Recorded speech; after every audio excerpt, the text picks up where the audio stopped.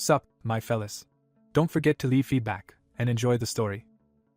Our MC, Ian, is a formidable mage, able to bend the elements and even command darkness. He wields such terrifying force that with just a flick of his hand he reduces enemies to cinders. But it was not always like this. His past life was cut short by a car, and his next one began as the son of a penniless farmer. In this grim medieval world, he was a total null. The system coldly tagged him as an empty slot. No one spoke to him. Everyone gave him a wide berth. Then everything took a sharp turn when he crossed paths with Elidis, a true mage. She tracked him down because of some dusty prophecy about black hair and took him on as her apprentice. She brought him to her manor, and that's where the real grind began. He devoured magic tomes, then threw himself into mastering the 4 elements. He nearly drowned in icy rapids, plummeted from dizzying heights while taming the wind, and almost burned alive while learning to command fire. And now he sets out for the final trial, the trial of Earth. He attempts to reason through Earth's nature with Moronius, trying to define how something that seems still might still flow. When nothing answers, his confidence falters and he wonders if he has misunderstood the mystery. He concludes that he may simply lack enough affinity for Earth magic. Rather than force it, he decides he should strengthen his other abilities first. At that moment, a status window appears and reveals bonus skill points that can raise his magic proficiency. Ian is delighted, realizing this system gives him an overwhelming advantage in this world. Unable to read every detail but understanding the function, he chooses to spend the points on leveling his elemental skills, including geomancy. The upgrade takes effect at once, and magical energy surges through the cave as his connection deepens. Earth finally answers him by revealing the truth below. Beneath the ground, stone is not still at all, but floating over a sea of lava. Deep in a cave, Ian realizes the trembling around him is geomanic power and understands he has just heard the Earth itself. Deciding he has learned enough, he prepares to return and report that he can perceive the Earth's voice. Before leaving, he uses fire magic to solve the immediate problem of the darkness. A torch flares to life in his hand, giving him a way forward through the cavern. The sudden light draws a furious cry from something hidden, revealing that another presence has been lurking in the dark. Startled, Ian demands to know who in the Earth is speaking to him. The unseen presence answers only faintly, too weak or unwilling to explain itself. The scene shifts back outside under the night sky as Ian hurries to share what he discovered. He heads straight for his master, intent on reaching the next Pyromancer Council with this breakthrough. He calls out to her urgently as he runs up, eager to deliver the news. His master immediately understands he succeeded in the trial she sent him on. Ian proudly announces that he has learned shadow magic from the darkness. That claim shocks his master, because it is not what she expected him to gain at all. Ian waits confidently, unaware that his wording has created a serious misunderstanding. His master silently connects his claim to the forbidden idea of a voice of darkness, and grows alarmed. Seeing her reaction, Ian checks on her, confused by her sudden unease. She calls him by name to steady herself, and he answers cautiously. Rather than explain, she tells him it is time for them to go down the mountain. Ian agrees to leave but presses her to explain what is really going on. She makes clear that this is where they separate, turning the moment into a farewell instead of a shared departure. She directs him toward the north to seek out the Space-Time Mage Council on his own. Her reasoning is that if his destiny truly lies with space-time magic, he will find someone there who can guide him. Ian is blindsided, because the decision comes without warning and seems to overturn everything at once. Trying to soften the shock, she playfully ruffles his hair instead of giving him a fuller explanation. Privately, she reflects that Ian has an extraordinary affinity, and that his talent may be better suited elsewhere. She concludes that he will eventually be able to command time itself, even if he does not understand that yet. Having made up her mind, she ends the conversation before Ian can argue further. She parts from him with a promise to meet again in Dranhelm 3 years later. By the next day, Ian has accepted the situation enough to focus on practical travel plans. In town, he hears merchants and travelers calling out their wares as he moves through the busy streets.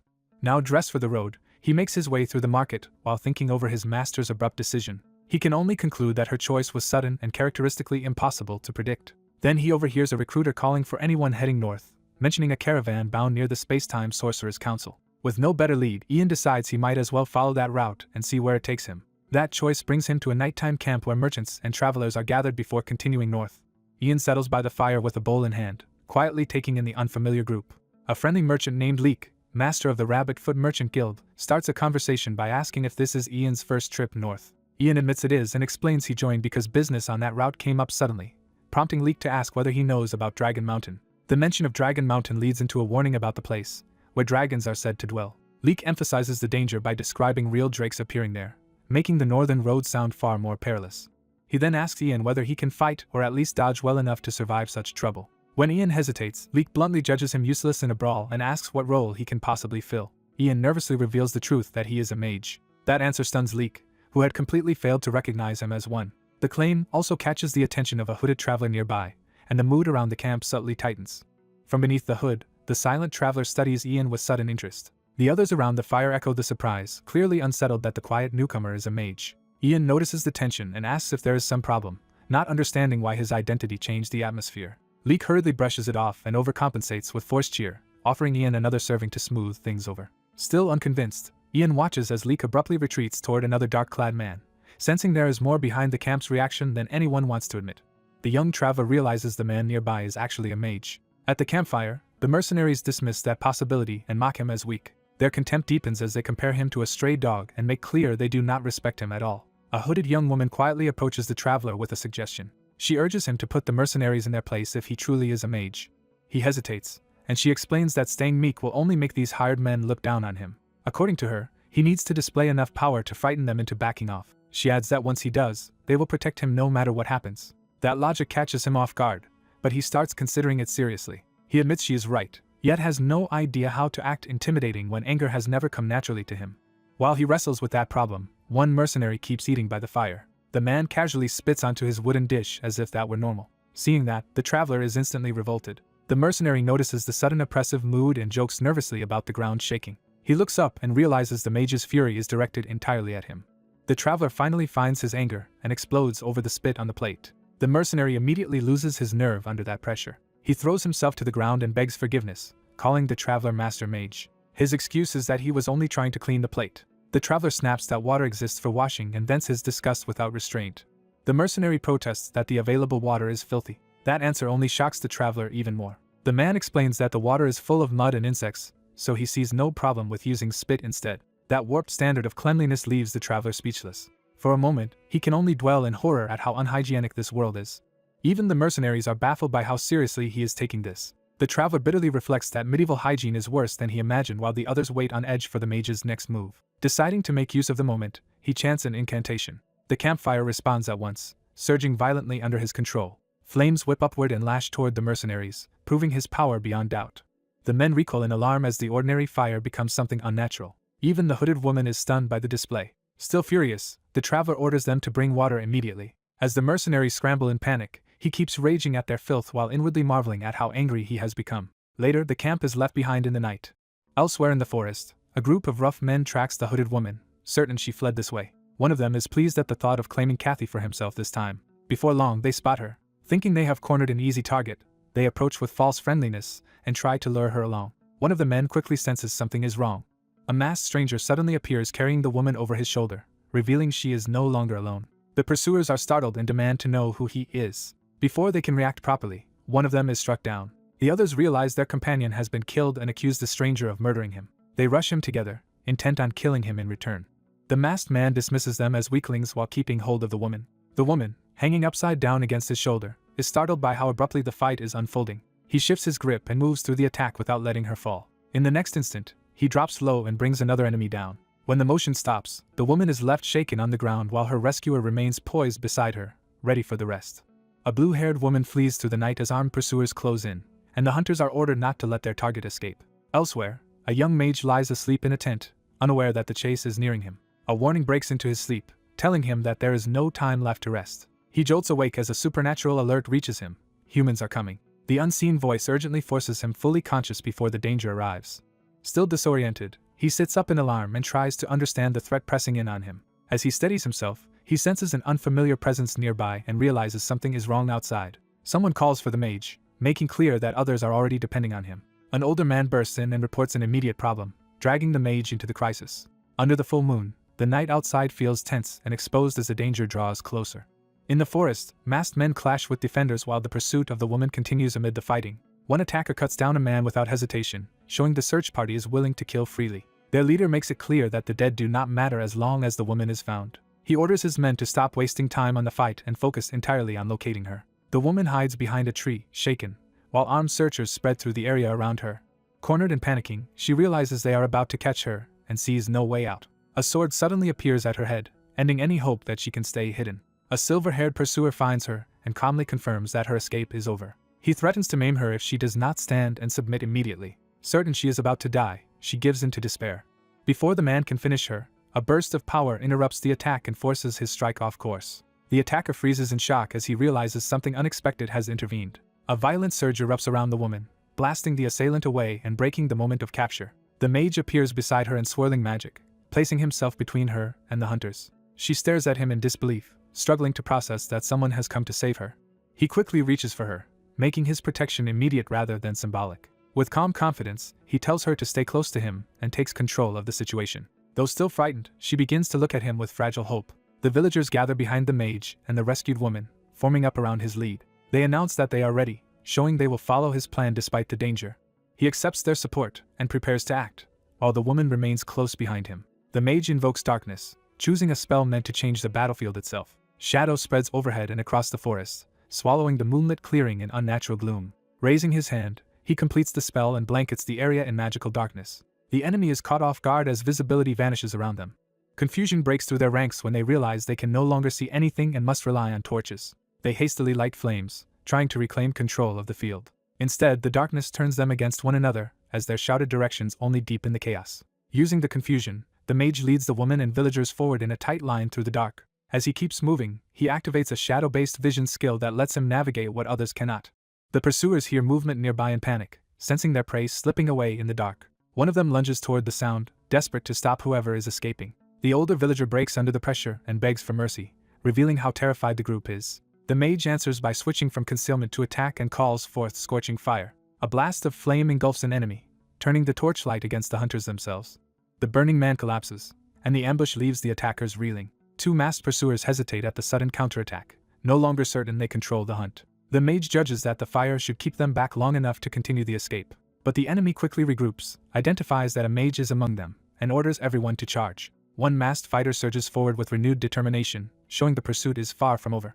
A giant drake suddenly looms over the group, turning the night into an immediate life-or-death crisis. The armed escorts freeze as they recognize the threat and realize they may already be outmatched. The villagers are overtaken by panic as the monster's appearance confirms their worst fears. The young mage stares in shock, struggling to process that such a creature is really in front of him. The drake reveals itself fully, wounded and bloodied, but still terrifyingly powerful.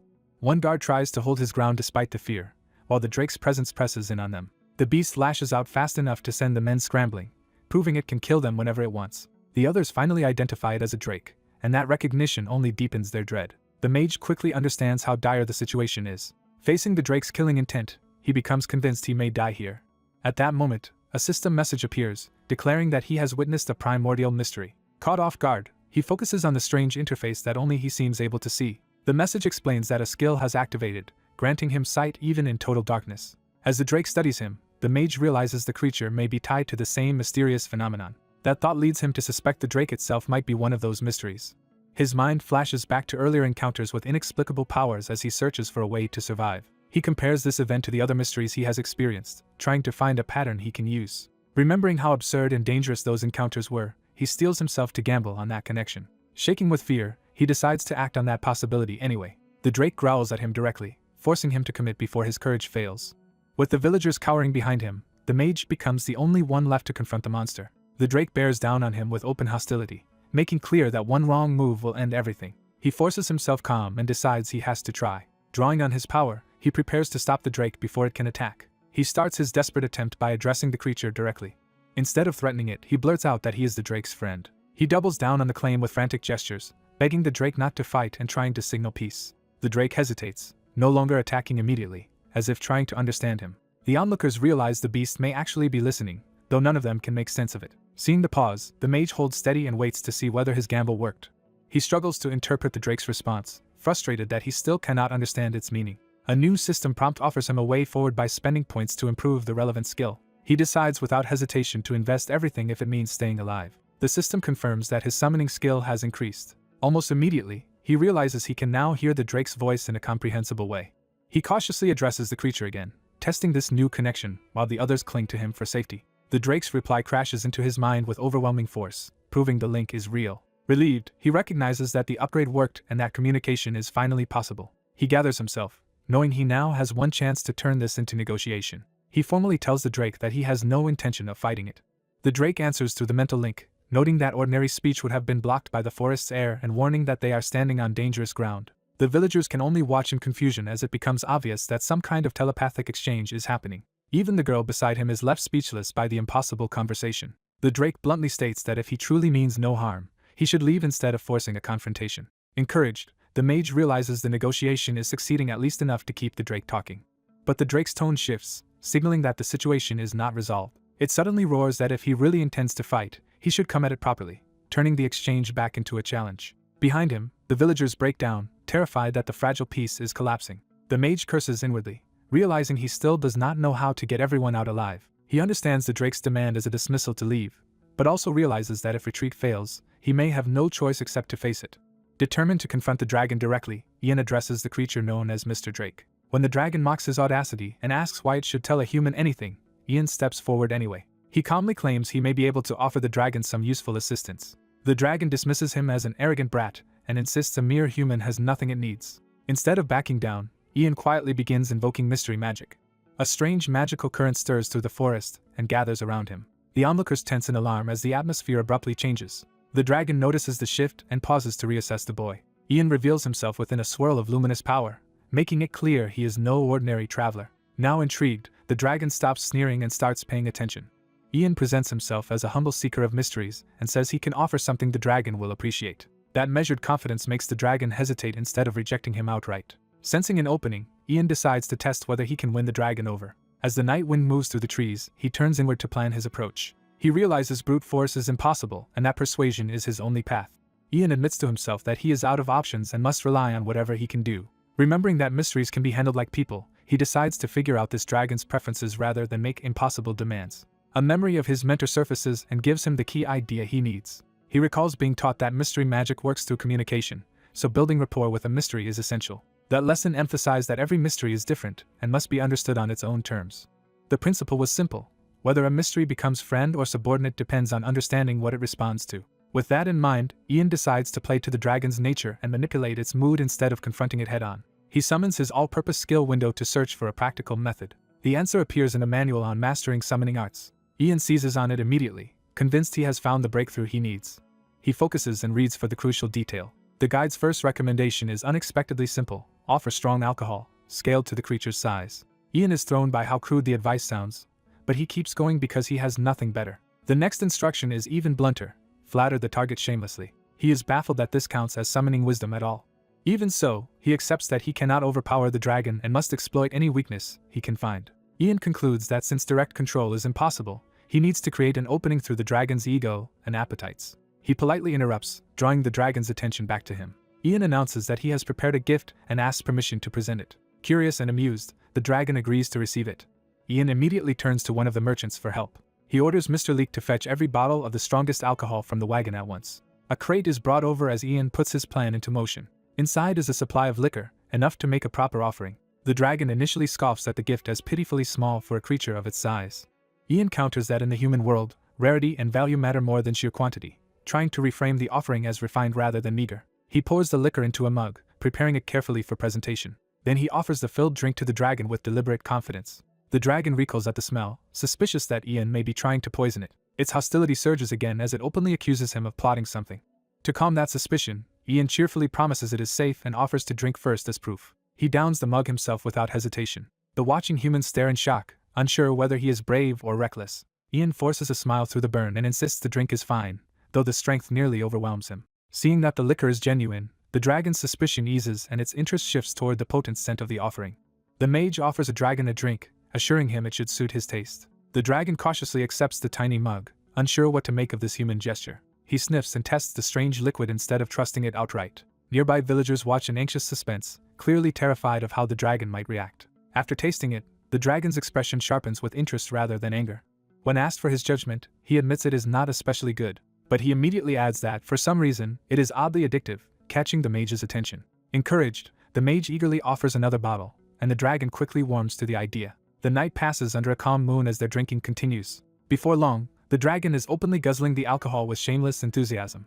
He ends up genuinely loving the drink, while the mage dryly accepts the absurd success of his brew. By the time the villagers notice the aftermath, the dragon has emptied 7 barrels without passing out. The mage realizes simple intoxication will not put the dragon to sleep and starts rethinking his approach. Since the alcohol itself is failing, he concludes there must be another weakness to exploit. The dragon reminds him of an earlier question, steering the conversation toward the real reason for his foul mood.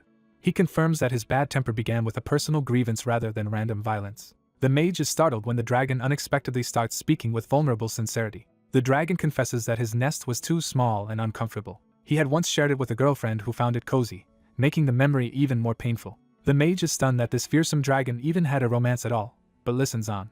The dragon reveals that the relationship ended without him understanding what he had done wrong. He explains that everyone began mocking his girlfriend. Because she was dating someone like him, he was consumed with guilt. In a burst of drunken anguish, he admits he broke up with her over it. The villagers overhear this melodramatic confession and are left bewildered by the turn of events.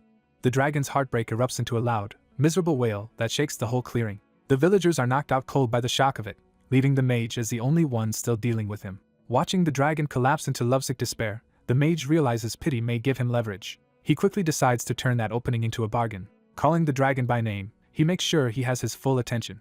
He offers to use magic to repair and improve the dragon's nest. The dragon, caught off guard, immediately wants to know if the offer is real. The mage confirms it is, but only if the dragon agrees to a condition. With a confident smile, he asks for one small favor in return. By the next day, the crisis has moved from negotiation to whatever agreement was struck. The mage stands in the forest afterward, looking as though the consequences are already weighing on him. The villagers slowly wake from their collapse, confused and groggy. One of them drifts into a dazed, inappropriate misunderstanding until the mage cuts it off. Something large and close by makes its presence known, interrupting any chance of normalcy. The mage snaps the old man back to his senses with a threat, forcing him to focus. He faces the source of the disturbance with grim intensity, ready for the result of his deal. The villagers jolt fully awake as the situation suddenly becomes impossible to ignore. A heavy impact and frantic movement reveal that someone or something has been dropped into their midst. The newcomer turns out to be a blue-haired young woman, disoriented, while the old man stares in baffled recognition. As the mage leads the group away in a cart, the others struggle to understand how everything changed while they were unconscious.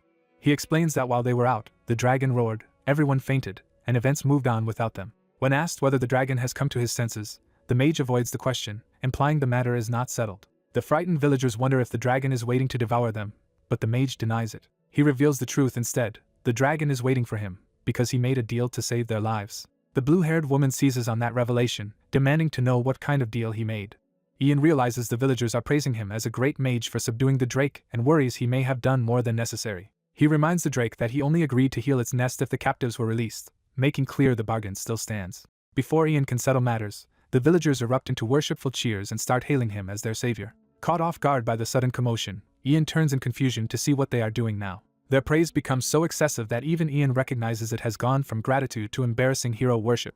The drake, overwhelmed by the noise and attention, can only endure the barrage as Ian waits for the uproar to die down. By the end of it, the villagers celebrate Ian as the man who forced the fearsome drake to submit. Their relief spills over into open jubilation as they convince themselves he has completely conquered the beast. They go further and pledge their lives to Ian, treating him as a figure of destiny, while he can barely process what they are saying.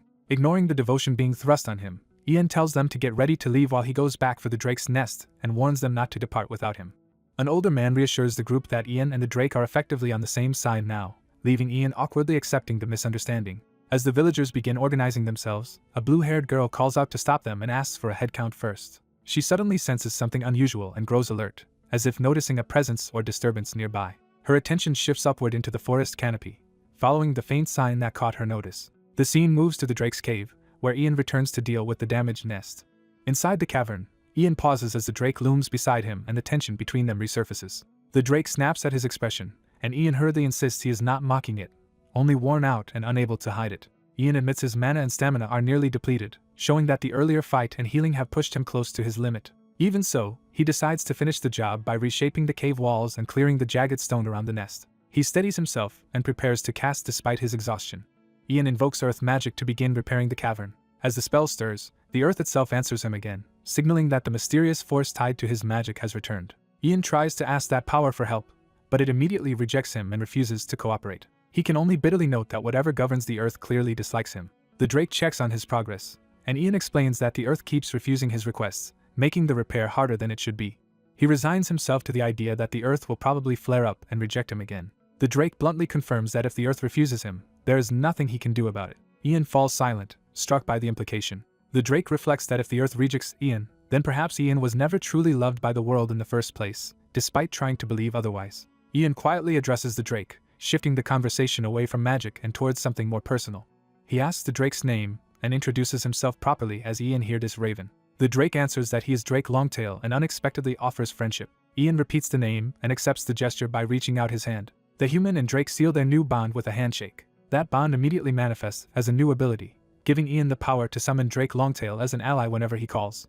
Ian is relieved to have gained the skill but feels guilty that he still has nothing to offer his new friend in return. Before he can dwell on that, Drake calls his name to get his attention. To celebrate the friendship, Drake reveals his hoard and invites Ian to take as much treasure as he wants. Ian realizes the Drake's former master must have had an obsession with collecting jewels, because the cave is overflowing with them. He picks up a gem and laments that if the earth were not so hostile, he could have simply asked it to repair the nest directly. Then a new idea hits him as he stares at the jewel in his hand. He remembers that if the earth hates him, he might be able to work around that hostility by using an offering instead. Drake catches on enough to tease him for sounding greedy. Ignoring the jab, Ian places the jewel within a magic circle on the cave floor. He recalls a lesson from his master and realizes this is exactly the kind of situation that technique was meant for. If the mystery of his magic is still incomplete, then he can compensate by presenting the gem as a gift through a ritual circle. Ian decides to test the method at once, while Drake remains skeptical and urges him to move on if it fails. With renewed confidence, Ian activates the spell and calls for the summon. The unseen power responds with amused disbelief, assuming Ian intends to summon some being for its sake. Ian answers with dry laughter as the force mocks him for thinking he can summon anything at all, leaving the outcome hanging. A blue gem activates with overwhelming magical force, as if opening a path or triggering a summoning. The magic spirals into a tunnel of glowing runes, pulling the process forward at high speed. That force crashes into a rocky chamber, striking with enough impact to shake the surroundings. A blinding burst erupts, announcing the arrival of something powerful. A dragon-like creature notices the disturbance and immediately turns wary. Its eye sharpens with alarm as it realizes the source is heading straight toward it. The creature confirms the incoming presence is approaching their location. Inside a vast hidden sanctuary, the impact reaches what appears to be the dragon's secluded home. A young man in a blue cloak appears there, and both he and the dragon are stunned by the encounter. He takes in the enormous ruin around him and realizes he has landed somewhere astonishing. The dragon, distracted by a delicious scent, becomes more curious than hostile. It assumes the newcomer must have created that enticing smell with magic, but the young man denies knowing anything about it. Misreading the situation as a gift, the dragon gratefully seizes him like a treasured offering. The creature's thoughts veer into absurd affection and possessiveness, while the young man is crushed by attention he never asked for. Still rattled, he awkwardly tries to be polite, hoping to calm the dragon by saying he is glad it was pleased. Before he can recover, he feels something strange happening beneath him. Confused, he tries to understand the sensation, while the dragon watches just as uncertainly. The feeling intensifies, leaving him dizzy and unable to make sense of his own body. The dragon leans in, questioning why he still seems half asleep and unresponsive. A sudden realization hits him, and his expression turns grim. He loses consciousness on the spot and collapses. The dragon catches him in panic, calling his name and trying to keep him from hitting the ground. With Ian limp in its grasp, the dragon is left scrambling over what to do next. It shouts for help, desperate for someone who understands magic. A purple-haired woman rushes in at once, responding to the emergency.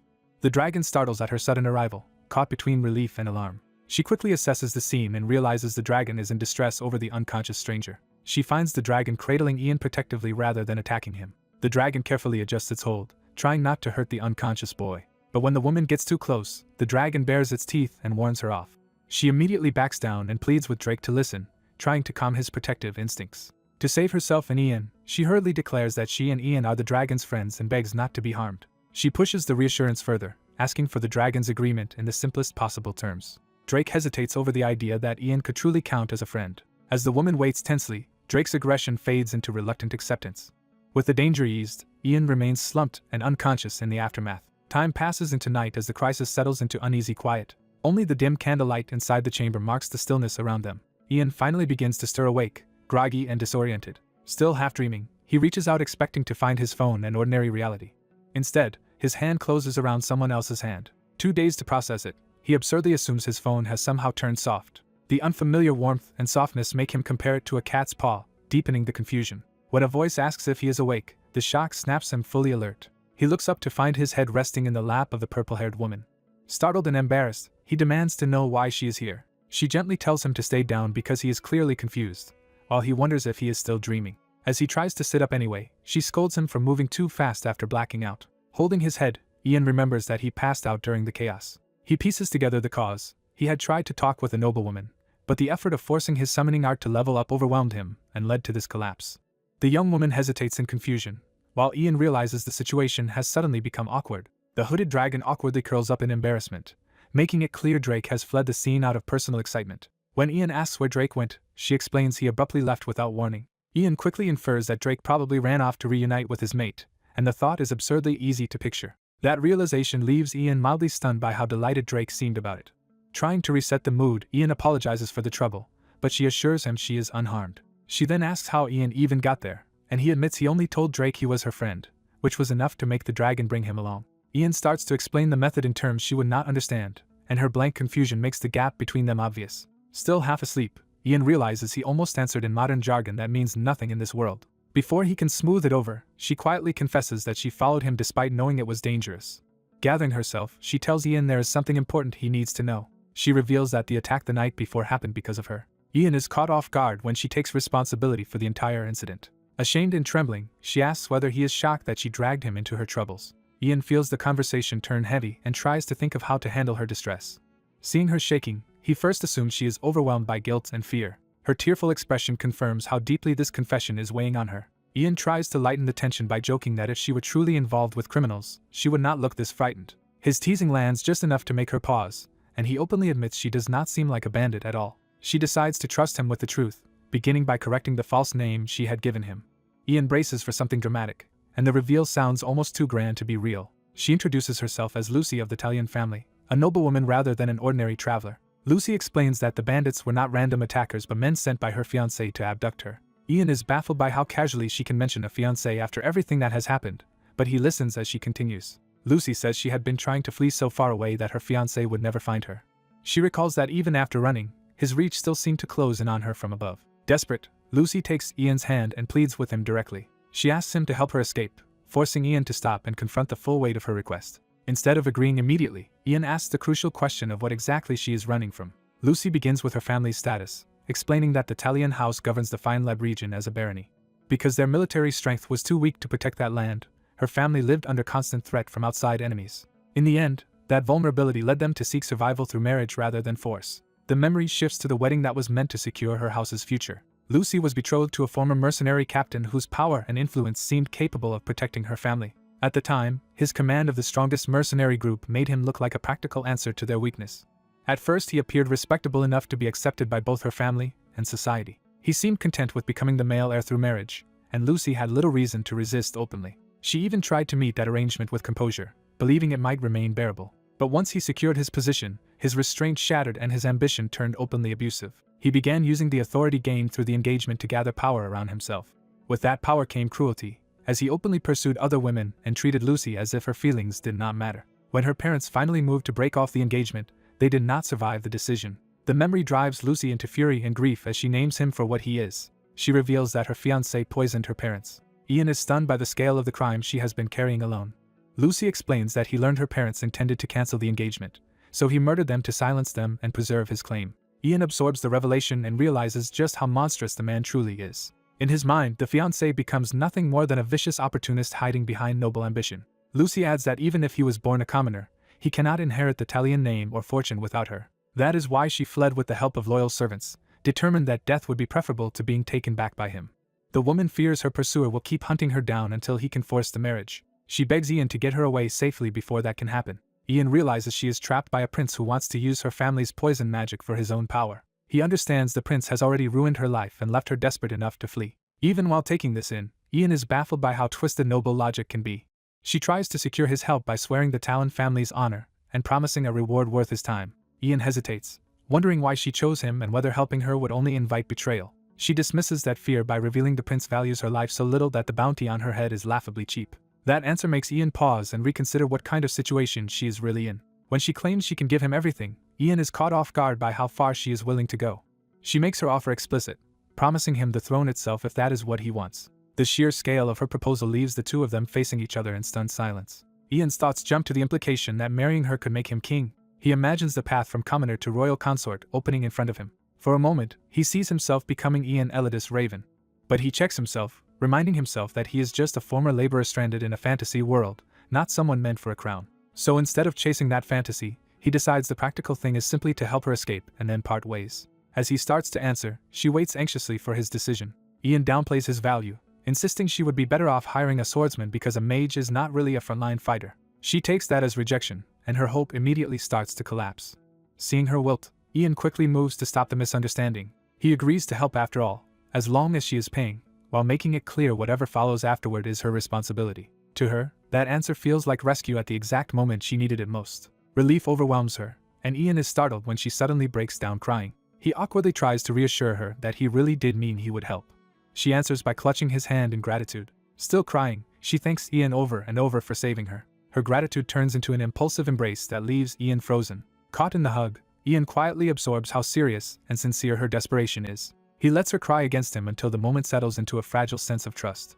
By the next bright morning, their escape is underway. Nearby, a dragon-like creature lounges in the sun with complete ease. The beast notices them and casually acknowledges Ian like an old acquaintance. Ian approaches with the woman behind him, and the creature greets him as a friend. The dragon checks on Ian's condition, and Ian assures him he is fine. Ian urges them to head down the mountain because the rest of the group is waiting. He also thanks the dragon for the gift from earlier, brushing it off when the thanks are returned. To speed things up, the dragon offers them a ride. Ian accepts easily and addresses the creature by name, Longtail, treating him with familiar affection. Watching this, the woman is left baffled by how naturally Ian interacts with the dragon. Longtail notices her hesitation and bluntly orders Princess Epton to climb on as well. Ian lightly scolds Longtail for scaring her, but the dragon sees nothing wrong with his approach. The princess can only admit that she has no idea what either of them is talking about anymore. Seeing her confusion, Ian reaches out to guide her. With an encouraging smile, he tells her to get on Longtail's back. She accepts his hand and lets him help her up. Once both riders are seated, Longtail announces their departure. The dragon launches forward, carrying them down through the forest at speed. As they race on, someone ahead urgently calls for everyone to move because there is no time to waste. They arrive to find survivors in turmoil, with one man insisting the mercenaries they had seen were completely wiped out. A villager panics that if the bandits are still nearby, everyone in the village is doomed. Another man tries to stay reasonable and insists they should deal with the threat properly instead of giving in to fear. The villagers argue that with no one but old men left, they have no way to fight off raiders who steal food and women. Unable to decide, they turn to their elder, Master Leek, and press him for an answer. Leek sits in heavy silence, weighing the village's desperation. A sudden realization strikes him. He abruptly decides they should wait for the mage instead of confronting the bandits themselves. The others split between outrage and eager agreement, with one immediately ready to follow Leek's lead. Leek justifies himself by saying they only need to hold out until the mage returns and can drive the raiders away. Ashamed, he bows and admits the village was attacked by bandits, and that he should have endured the humiliation if it were only about him. A one-eyed bandit leader cuts off the villagers' whining and asserts control through open intimidation. With a blade at their throats, the villagers beg for mercy and offer anything to save themselves. The bandit leader names his price and demands they hand over a woman. He makes clear he means a striking woman with blue-black hair and warns them not to pretend ignorance. The villagers slowly realize he is talking about the beautiful outsider among them. They identify her as Kathy. The others are stunned that he means her. The bandit leader orders his men to find Kathy at once while the villagers are left shaken. Before they can act, Kathy vanishes from where she had been. The bandit leader understands immediately that she slipped away and takes it as confirmation. Terrified, the villagers cling together and cry for help. The bandits notice something approaching and pause to identify it. The villagers realize the mage has returned and that he has brought a drake with him, giving them sudden hope. The bandit leader is thrown off by the mention of both a mage and a drake. The drake charges into view at full speed. Ian arrives riding the drake, with Kathy safely behind him. The bandits recognize Kathy and begin to grasp what they are facing. Their confidence breaks when they realize the creature she is riding is truly a drake. The beast's presence confirms the danger beyond doubt. One bandit freezes in raw fear. The leader abandons all bravado and orders an immediate retreat. Relieved, Ian tells Kathy he is glad she is safe. Leek thanks Kathy for being with the mage and admits the bandits would have done something terrible to her. The villagers then wonder how those men knew about Kathy so quickly and note that they had been lurking around from the moment the newcomers arrived. That mention makes Ian focus on a familiar name tied to the village's supposed faith. Hearing the name Marquis after so long stirs an old memory in him. He recalls a church orphanage where children were raised under the heavenly God and where he once lived. Ian reflects that even after all this time, the people connected to that place are still hounding Lucy. Watching Kathy, he realizes they are relentlessly pursuing her. As the fleeing bandits continue shouting Lucy's name, Ian understands they may eventually catch her if nothing changes. He turns to the drake, Longtail, and asks for help. Ian asks Longtail to drive the men away, promising he can explain everything later. Longtail agrees on the condition that Ian properly introduce him to Lucy afterward. The drake immediately races off to chase the bandits away. Left behind, Ian thinks he never wanted to rely on Marquis's power again, but he may have no choice if he wants to protect her. That thought jolts him with the fear that he may have drawn on that power once more. He clutches his head, wondering if he overused Marquis's power again. Kathy notices his condition and gently asks if he is pushing himself too hard, but Ian insists he is fine. She stays close and makes clear she does not believe him, while Leek watches the two of them with sudden interest. Leek seems to arrive at a new understanding as he studies them.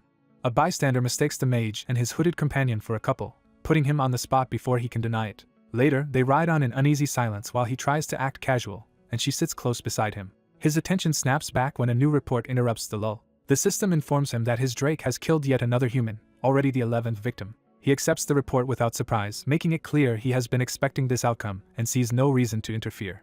He calmly confirms that the deaths are intentional. The truth behind the report is shown. The Drake is slaughtering armed pursuers who had been hunting them. Rather than condemn it, he acknowledges that the Drake protected them and quietly appreciates that loyalty. The Drake brushes off the bloodshed as trivial if it helped its friend. As they part, the mage realizes the Drake is leaving for good. The Drake explains that a long-lived creature like him cannot remain in these mountains forever. He adds that this may be the last time they ever meet, turning the farewell into something final. The mage thanks him sincerely for everything, and the Drake accepts the gratitude with warmth. Before going, the Drake remembers one last thing he wants to leave behind. He offers a feather as a keepsake and asks the mage to remember him by it.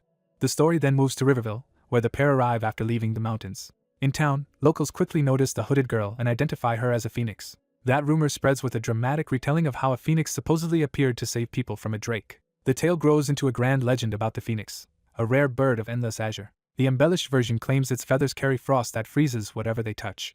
It is further named the Ice Phoenix, making the creature sound even more extraordinary. The rumor elevates it into one of the highest-ranking magic beasts of the Storm Mountains. Hearing all this, the mage wonders whether he could now summon such a creature himself. Before he can dwell on it, townsmen hurry over to address him as a mage. They warmly invite him to join a local meeting being held in honor of the phoenix.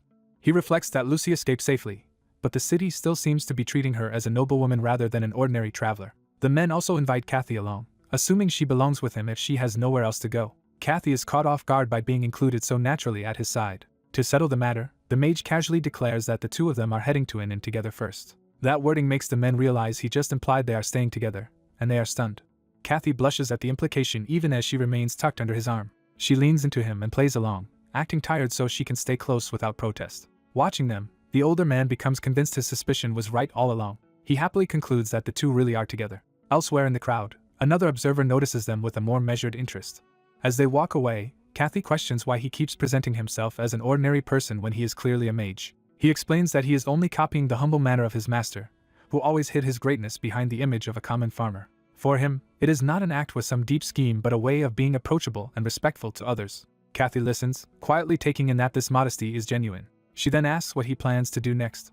He says he intends to visit Count Katina, his late mother's brother, because family ties may persuade the Count to help. Kathy awkwardly admits those family ties were not especially warm, even if they were not openly hostile. He points out that relying on a distant uncle is risky if they were never truly close. Kathy counters that in the city there is no one more trustworthy than him, so she wants to take that chance. He accepts her judgment and decides that if she believes in the Count, he will trust that choice.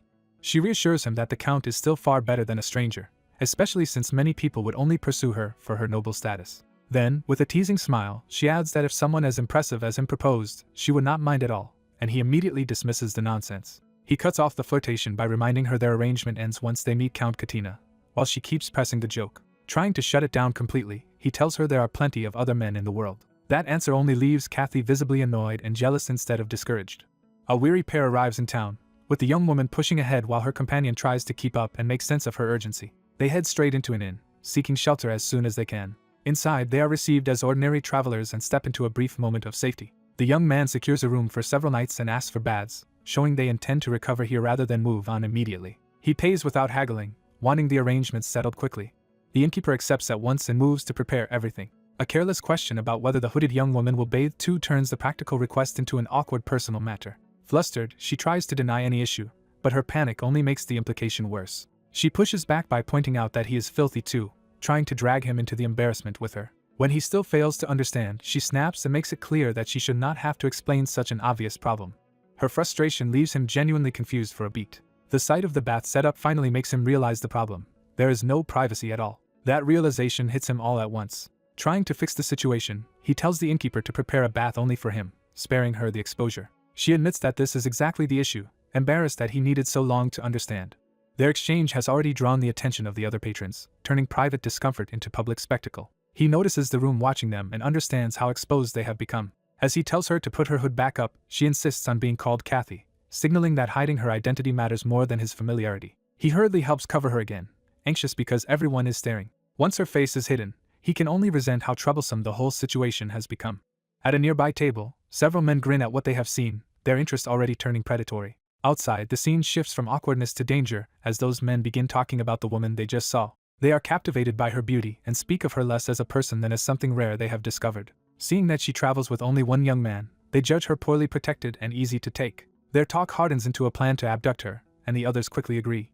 The threat is left hanging, but it is clear they do not intend to let the travelers leave peacefully. They decide they must seize her that very day. Elsewhere, the story moves to a noble estate where another kind of danger is being managed through politics rather than force. Lord of Riverville Baron Kalitz orders a servant to investigate the source of local trouble and report back. The servant gratefully accepts the chance, eager to earn favor.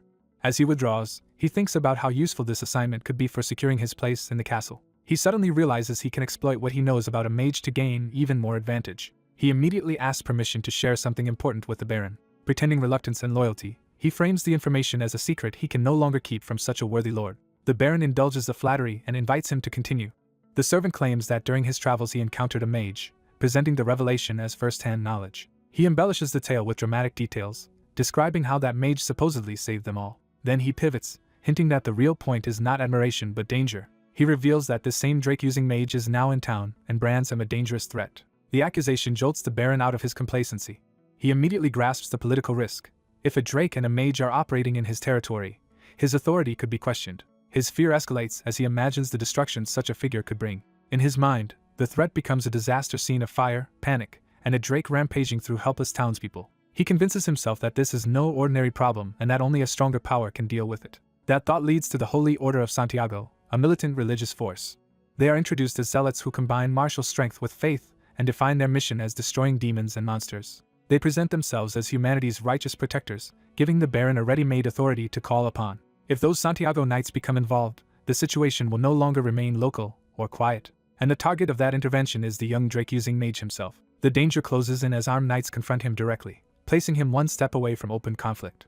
A nobleman is jolted into alarm by some sudden report. He erupts from his seat in outrage, immediately taking the matter seriously. A court attendant answers him with formal obedience, waiting for orders. The nobleman commands that a room be prepared for a particular man. He also orders Tiago to be summoned at once, deciding the unstable mage will be easier to handle through him. Elsewhere, morning breaks over the city as the search for that man begins. At an inn, Ian and the hooded Lucy quietly eat while the room around them remains unaware of the danger closing in. A customer complains about the delay, putting pressure on the overworked waitress. The waitress admits she is behind and has not even finished preparing the bathwater yet. Ian steps in to take care of the bath himself, and Lucy worries about interrupting his meal. Before leaving, Ian tells Lucy to go upstairs once she finishes eating, and she agrees. Lucy keeps eating, apparently complying with his plan, but a man in the inn watches her closely and realizes she is now alone. He quietly makes his move. Lucy leaves her seat and heads down the corridor by herself. The man stops her by grabbing her arm under the pretense of politeness. He immediately tests whether she is the hooded girl connected to the black-haired man who just stepped outside. Lucy recoils and demands to know who he is. He claims he is merely a servant hired by that man. To prove it, he shows her money and says he was sent to bring her to the docks right away. He adds a lie about an incident during the bath preparations to make the story sound urgent and believable. Lucy remembers the men hunting her and realizes this could be another trap. The man presses her to come immediately, and despite her hesitation she starts to follow. A sudden noise interrupts the moment and breaks the smoothness of the abduction. The nearby door shifts open, exposing the corridor to the outside. The man bolts, and Lucy chases after him instead of being led away. Then she spots something unexpected and stops in shock. Outside, Ian is calmly tending the boiling bathwater, exactly where he said he would be. The supposed servant lunges at Lucy, dropping the act now that his lie has been exposed. Her scream carries across the yard. Ian hears Lucy call for him and instantly turns alert. The moment he realizes she is in danger, his attention snaps fully to her. An attacker tries to strike Ian from behind before he can intervene. Ian evades the blow and counters fast enough to throw the ambusher off balance. The first attacker crashes to the ground, stunned by how easily Ian handled him. Ian quickly understands this is organized and suspects Lucy's fiancé may have sent them. More men appear beyond the fence and urge each other on, confirming the trap is larger than one thug. Ian gauges the situation, realizing Lucy is being moved while he is being stalled. Another man blocks his path and tries to keep him from going after her. Annoyed, Ian recognizes he has already lost precious time because of this interference. Power begins to gather around him, changing the fight completely. The thug freezes as he notices the strange force swirling through the air. Ian draws in the surrounding mana and prepares to use a spell he has been avoiding. As the magic brightens, eerie voices answer him and tempt him to use the moment for their amusement. Those unseen entities eagerly urge him to play with his enemies. Ian recognizes the voices as the darkness tied to his power. He invokes shadow arts, calling that darkness into the open. The attackers are suddenly engulfed by unnatural shadow and panic as their vision disappears. While the thug cowers blind in the dark, Ian remains standing over him in complete control. Ian coldly reveals the rule of his magic. Inside his shadow arts, he alone can see.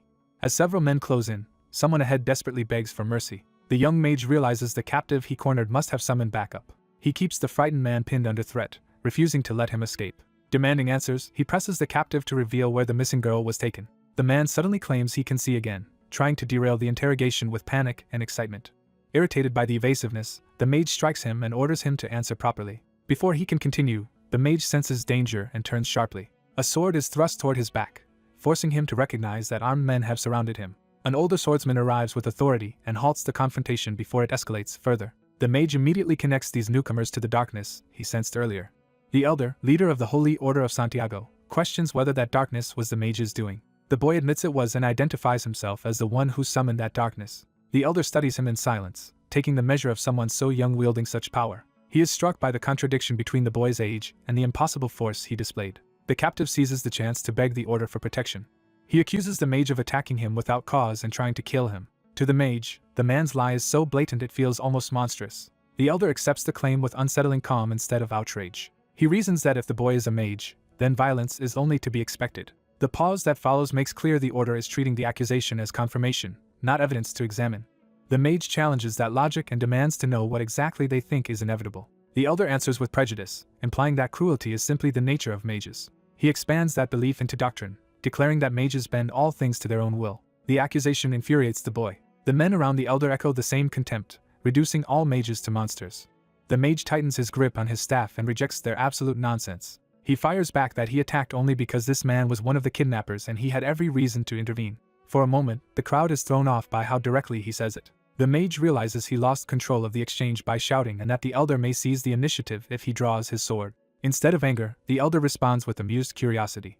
He praises the boy's sharp tongue as the mark of a gifted mage, turning even defiance into proof of his bias. One of the order's men steps forward and names the supposed crime, vile magic. The mage repeats the term, trying to understand what they are condemning. The man explains that vile magic means any art that blinds people to the light of heaven. He frames magic hidden in shadow as a corrupt and disgraceful act. The boy cuts through the rhetoric and asks whether darkness is condemned simply because it rejects the sun. The man insists that anything opposing the light of heaven must be evil by definition. The mage pauses just long enough to gather his argument. He counters that if light is called providence, then darkness must also belong to the same natural order, because night exists only where heaven's light does. Pushing harder, he argues that darkness is merely the absence created by light itself, so condemning it as unnatural makes no sense. His opponent falters, unable to answer the logic directly. The surrounding men begin to waver as the argument exposes the weakness of their certainty. One of them quietly shifts, sensing the tide of the exchange turning. Then the group abruptly rallies behind dogma anyway, loudly declaring that even this contradiction must still be heaven's will. The mage is left staring at the absurdity of arguing reason with fanatics. The elder finally changes the subject and asks to be excused, saying he now needs to go find the kidnapped girl. The captive is horrified as the elder reframes the situation. The boy attacked him because he was one of the kidnappers. Under the order's cold gaze, the man realizes his lie has collapsed and tries to deny it. The elder orders his men to keep watch over the captive, effectively treating him as a suspect now. He then turns to the young mage with sudden courtesy and apologizes for having wasted his time. An older man offers his hand and frames his approach as an apology, trying to lower the tension. At sunset, a small boat waits at the dock as two men prepare to leave by river. Ian and several villagers rush toward the pier, determined to stop the escape. They identify the boat as the one the witness mentioned, confirming they have found their target. The pursuers realize the suspects are fleeing by water and erupt in anger. Ian quickly judges that the setting sun makes a boat pursuit impractical and starts looking for another way.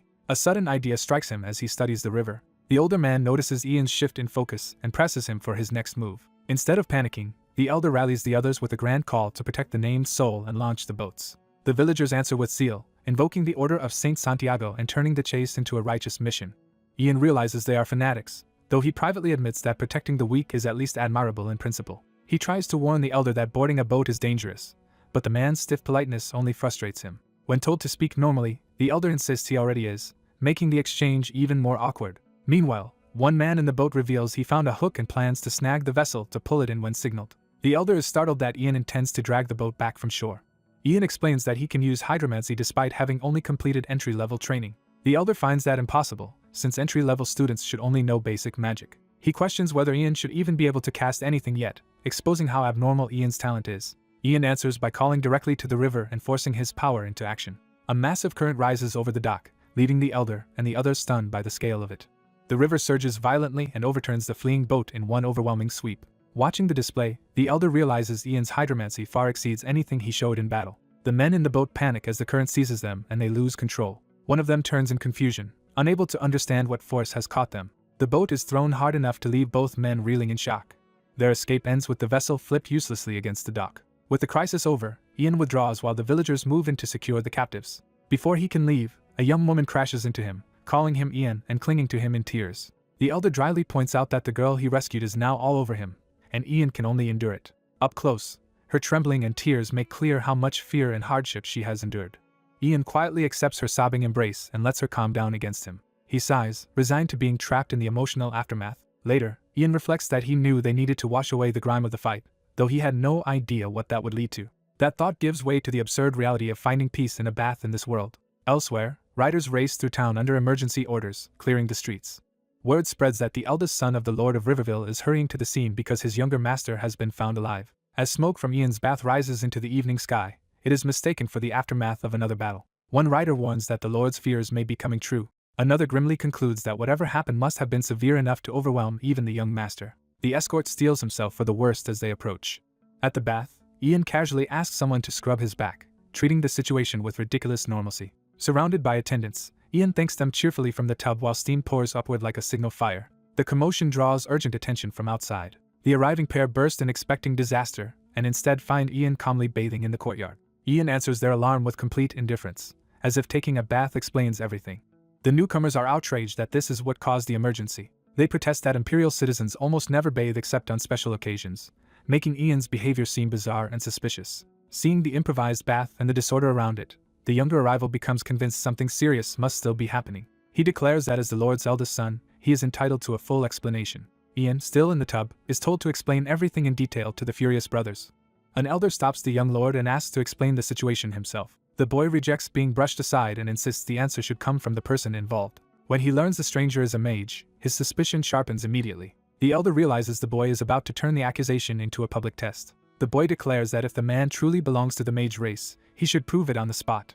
An explanation follows that mages were once ritual performers whose magic was displayed like a sacred dance. Over time, that tradition hardened into contests of magical power. Eventually the spectacle became so violent that no one could mistake it for mere performance anymore. From the bath, the accused man realizes they expect him to demonstrate that old tradition. Instead of complying, he flatly refuses. His refusal shocks the accuser into disbelief. The boy erupts, treating the refusal as proof of guilt. He tries to force obedience, but the man coldly makes clear he has no reason to submit to a child's demands. The boy orders a guard to drag the supposed fraud out immediately. An elder intervenes, warning that the bather is no ordinary pretender and should not be handled recklessly. The accused man accepts that they have chosen hostility. He repeats the insult back at them, and his power begins to surge. The onlookers freeze as the air around him turns unnaturally violent. With a command, he raises the wind itself to answer for him. The gusts whirl through the area hard enough to lift objects and drive everyone back. The guard immediately backs down and apologizes, admitting they have seen enough to know he is genuine. The storm drops the scattered debris once the challenge is settled. Unbothered, the mage relaxes in the bath as if the matter was trivial. The boy, meanwhile, ends up restrained and humiliated by his own side. The mage dismisses the whole incident and turns his thoughts to a more important meeting ahead. The next day, the story shifts to a grand estate. There, a noble host welcomes the mage for accepting his invitation. He also acknowledges that his son caused trouble the previous day. The mage waves off the apology, treating the boy's behavior as childish excess rather than a true offense. The host notes that the mage had been traveling with a companion and asks whether he came alone. The mage worries about Lucy, but the host assures him she is being kept safe and well protected. Satisfied for the moment, the mage lets the matter rest. The host then asks the mage to identify his master, and learns the name Elidus. That name leads him to ask whether the mage's master had gone west toward the magic academy near the cliffs of Dreld. He is surprised that the journey was not instead directed toward Valgar or the Roxland Duchy. When the mage presses for an explanation, the host admits the political climate has grown tense. He reveals that Valgar appears to be setting its sights on Roxland. The implication is stark: war may be coming. The host asks whether the mage himself is traveling south as well. The mage says no, explaining that he is heading east to investigate a mystery. Hearing that, the host decides he has something useful to offer. The mage repeats the warning about Valgar and Roxland, recognizing the seriousness of the situation. The host presents a large chest as his answer. He tells the mage to open it. The mage cautiously lifts the lid. What he sees stops him cold. Inside is a rare staff once used by a renowned aeromancer. The host identifies it as the Windwalker, and the mage recognizes the name at once. He reaches out and takes hold of the staff. With the Windwalker in hand, he is told that the weapon suits him perfectly. Ian examines the staff he has been given and concludes it looks ordinary, though he still appreciates the gesture. Even if the gift seems unimpressive, receiving it lifts his mood. When the elder asks whether he likes it and frames it as a reward for Ian's service, Ian accepts it politely and with gratitude. He resolves to value the gift as he leaves the grand building behind. That calm moment is broken when someone urgently calls for Ian. Ian rushes to the voice and demands to know what has gone wrong. A young woman tells him the situation is dire and clearly needs immediate attention. Before Ian can make sense of it, she grabs him and pulls him toward the problem. The crisis turns out to be a crow trapped inside a cage, pleading desperately for help. Ian is baffled that all this urgency is about a crow, while the girl treats it as something important. Others explain that the hunters caught the bird that morning and intend to eat it, but the girl has been interfering to stop them. She excitedly declares that Ian is the bird's destined savior and insists this meeting must mean something special. Ian meets her enthusiasm with silence, unconvinced by her talk of fate. She doubles down anyway, convinced destiny has brought Ian and the crow together. Ian apologizes to the hunters for her behavior and tells them to go ahead, making it clear he wants no part of her fantasy. When she protests, Ian shuts her down and reminds her that he is the mage here, not her. The hunters take that as permission and move to prepare the crow for lunch. At that moment, Ian suddenly hears the crow beg him directly for rescue. He immediately stops the hunters, startling everyone in the room. Ian confronts the crow, and the bird desperately repeats its plea for help. As the others remain unable to understand any of this, Ian realizes he alone can hear the creature's words. He suspects the crow cannot understand him because his magical ability is still too weak. The crow keeps begging frantically, terrified that Ian will let it die. Its non-stop pleading finally gets on Ian's nerves. Ian snaps that he already agreed to help, demanding the crow calm down. The crow immediately quiets and watches him carefully. Ian notes that even if the bird cannot understand his language, it can still read his intent well enough. When the hunters ask whether Ian was talking to the crow, he casually confirms that the bird was asking for help. The girl is thrilled that her hunch was right and takes this as proof she recognized something special about the crow. The elder humors her claim of mystical insight, while Ian privately recognizes that she is getting carried away again. Ian treats the crow's injury and carefully wraps its wounded wing. Once the bandaging is done, the girl assures him the bird should recover quickly. She asks what they will do with the crow now, and Ian first suggests returning it to the hunters. But he immediately rejects that idea, knowing it would only send the bird back to be eaten. As if sensing his hesitation, the crow climbs onto his hand and clings to him. It begs not to be abandoned and insists the people here are terrifying. Its desperation leaves Ian exasperated but unable to ignore it. With a resigned sigh, he lets the crow settle onto his shoulder. The girl asks if that means they are taking it with them, and Ian agrees for the time being, at least until they can decide what to do. She immediately decides that if the crow is staying, it needs a name. She proposes Obsidian because of its dark feathers, while Ian notices she is becoming absurdly attached to the bird. Ian shortens the idea to Oberon, and she happily accepts the change. He formally gives the crow its new name, and the bird seems content with it. Oberon responds with bold demands for offerings and continued service, which Ian takes as a sign that the bird is already feeling secure. With the crow's situation settled for now, the girl raises a more practical concern about traveling with the knights. She argues that joining them would be safer than continuing alone with just the two of them. Ian has to admit the knights' strength would make them effective protection. He recognizes that even bandits would hesitate to attack a group guarded by such fighters. Still, he worries that the knights may not be heading in the same direction they are. Sensing Ian's concern, the elder approaches and asks what is troubling him. An older man warns that leaving a young woman alone with the mage is risky, immediately framing him as someone to be handled carefully. He tries to secure the mage's cooperation by proposing a deal instead of making a demand. The man explains that he and his order are on their way to Katina's manor to hunt a monster. The mage is caught off guard by the mention of a monster and presses for clarification. A brief pause hangs in the room as the subject turns serious. The mage asks whether the creature they mean is a manticore. The beast is presented as a terrifying predator, confirming the danger of the mission. Its nature is made clear, a man-eating monster that survives by slaughter. Once the old man confirms it, the mage immediately suspects he is being recruited to help capture it. The old man denies any intention of dragging him into direct danger. Still, he hints that the mage's help would be welcome if offered voluntarily. The mage weighs that answer in silence instead of accepting the trap outright. He starts to pull away from the conversation, ready to refuse. He bluntly declares he is out, forcing the old man to stop him and clarify the offer. The old man explains that he is not asking the mage to join the hunt itself.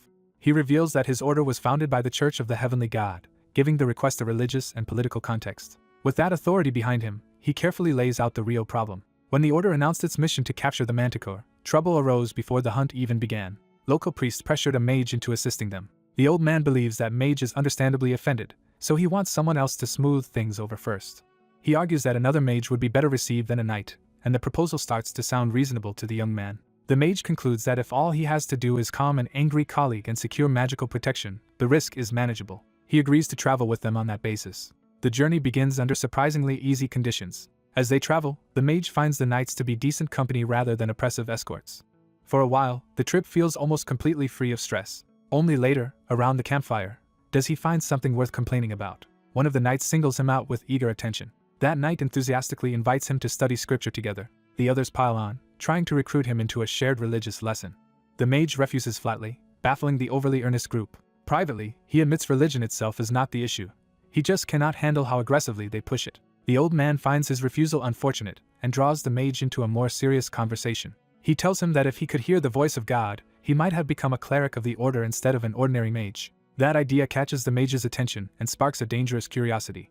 He starts wondering whether speaking to God could explain why he was reincarnated into this world with a status window. Before he can sink too deeply into that thought, the scripture-loving knight approaches him again with a book in hand. The mage, now interested for his own reasons, asks to see the religious texts after all. The knight eagerly sits beside him and shares the scriptures. As the mage reads, his bird familiar suddenly presses close, as if sensing something unusual. The woman beside him dozes off while he keeps reading by the fire. Out of nowhere, a voice praises his posture. He reflexively answers the compliment before realizing no one nearby should have said it. The knight looks confused and insists he only commented on the mage's posture, not anything stranger. The mage panics because he is certain he heard a different voice speaking directly to him. He realizes the voice did not sound human at all. The mysterious speaker addresses him again, confirming the contact is real. The knight reacts in alarm as the mage abruptly rises, shaken by what he is hearing. The unseen presence challenges him by asking whether it sounds less than human. The mage blurts out the conclusion he has reached: the voice belongs to a god.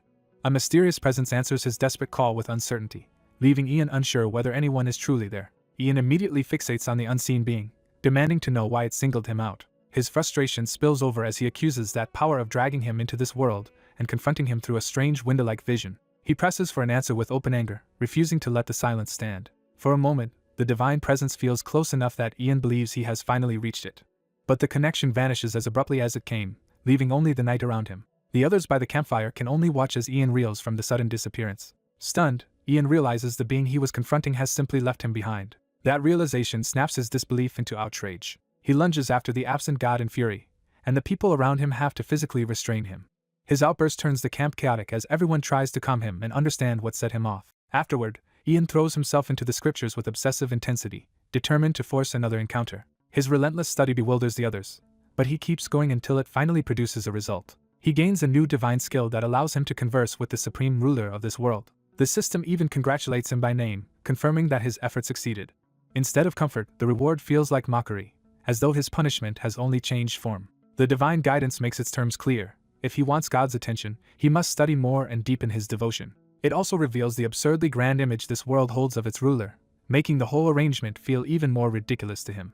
Ian bitterly concludes that the god who granted his skills has been toying with him all along. He imagines himself as nothing more than a puppet dropped into this world for the creator's amusement.